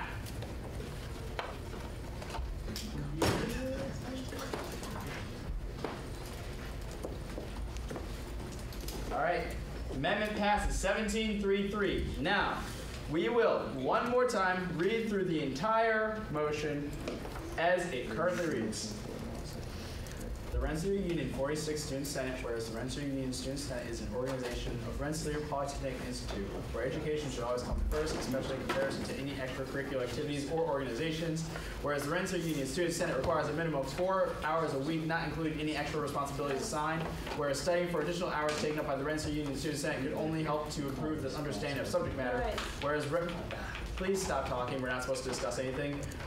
Whereas members of the Rensselaer Union Student Senate have a responsibility as student leaders to look out for our fellow peers and help them accomplish as much as they possibly can and ultimately become the best versions of themselves. Whereas grade point average, henceforth referred to as GPA, is a measure of success in a student's program at the institution, whereas the administration has already shown that there is a need for student leaders to meet additional requirements by assigning the GM and PU minimum GPA requirements. Whereas the Rules of Elections Committee has GPA restrictions that all candidates must satisfy, it does not apply to write-ins or appointments, whereas there is no system currently in the Rensselaer Union Student Senate's bylaws to help its members maintain a good GPA, whereas over half the body at Rensselaer Polytechnic Institute has a GPA of 2.5 or higher, whereas over half of all students in all majors have a GPA of 3.0 or higher, resolves that the Rensselaer Union Student Senate adds the following to its bylaws. All senators, excepting those representing the current freshman class shall be required to maintain at minimum a cumulative GPA of 2.5, and any senator who fails to meet the minimum cumulative GPA of 2.5 at the end of any semester shall immediately be removed from office. So moved by the Graduate Council, presented by Mike Kayola. All those in Considering that this is a very controversial motion, I think we should. You just say roll call or not. Second. You do not need a second. Roll time. Keegan, are you ready? Sorry, Keegan. Yes, I am ready. Hang on 1 second. Side discussion is not allowed. We called the question so we do not discuss, so that people cannot chit chat, so we can move to vote, so we can end it like you guys wanted. You good? Stop talking. Thomas Alapat. No. Nancy Bush. No. Mike Kayola. Pass. Caleb Caraway. Pass. Keegan Caraway. Pass. Jen Church. Pass. Joshua D'Amato. No. Justin Etzine. No. Alex Bond. Michael Hahn. No. Paul Laurie. Yes. Jessica Kajewski. Pass. Tim Krentz. Yep. Bill Maynor. Pass. Austin Miller. Pass. Samantha Notley. No. Cameron Riley. Yes. Spencer Scott. Yes. Steven Sparazza. Yes. William Velarde. Yes. Joe Venusto. No. Benjamin Walcott. Yes. James Whelan. Pass. Amanda Humans. Yes. Back to the top. Mike Kayola. Yeah, I'm in. Caleb Caraway. No. Keegan Caraway. No. Jen Church. Yes. Jessica Kajewski. Yes. Bill Maynor. No. Austin Miller. Yes. Wilbur Velarde. No. James Whelan. All right. 1, 2, 3, 4, 2, 7.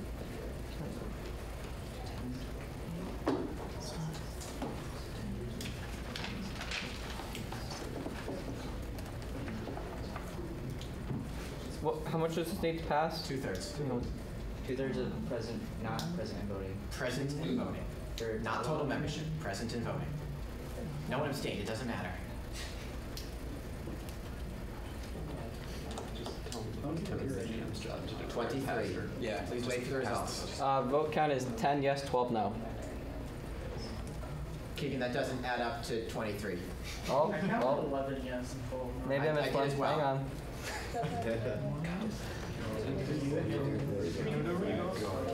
Guys, there should be no conversation right now. Yeah, 11, sorry. The passes make it hard because I have 2 different columns. Yes, 11. The 11 motion yeses. fails 11, 12, 0.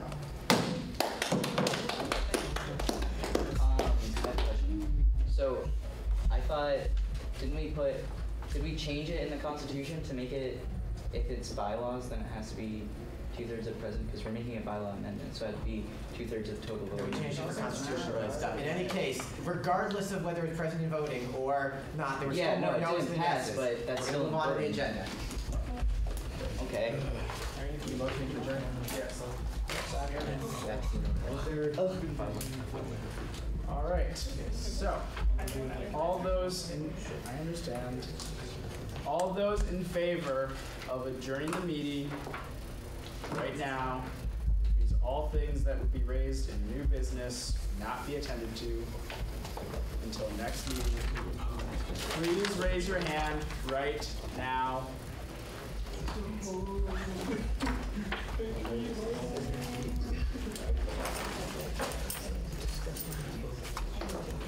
All those opposed?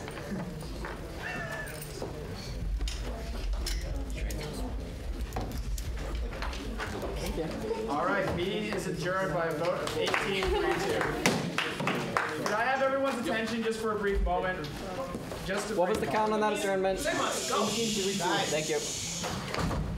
All right, so we've had some interesting meetings lately, and people have had their frustrations here and there. So I would like to ask you guys, along the lines of people not receiving emails about this, what you'd like to see from me in the future that would help you. What do you think is something that you'd like to see? You don't have to answer this now. You can email me later. We can talk in person. That's fine. But I just want to make sure that you guys know that I do want to hear what you guys think. I would like to thank Nick for early on in the semester. He sent comments to me about my meeting style, and I feel like I took them into effect, and I feel that people appreciate when I did that. Someone came and told me they appreciated that. Ready So in I'd like 20 to make minutes. myself a resource. Yeah, I gotta process continually it because it is not in my first time doing a this. format yet. I just literally write them down. I'd like to do the best I can for I you got a guys. scholarship due at So midnight, if you have anything to say, I please can let me just know. crank it out for you real quick. Let me.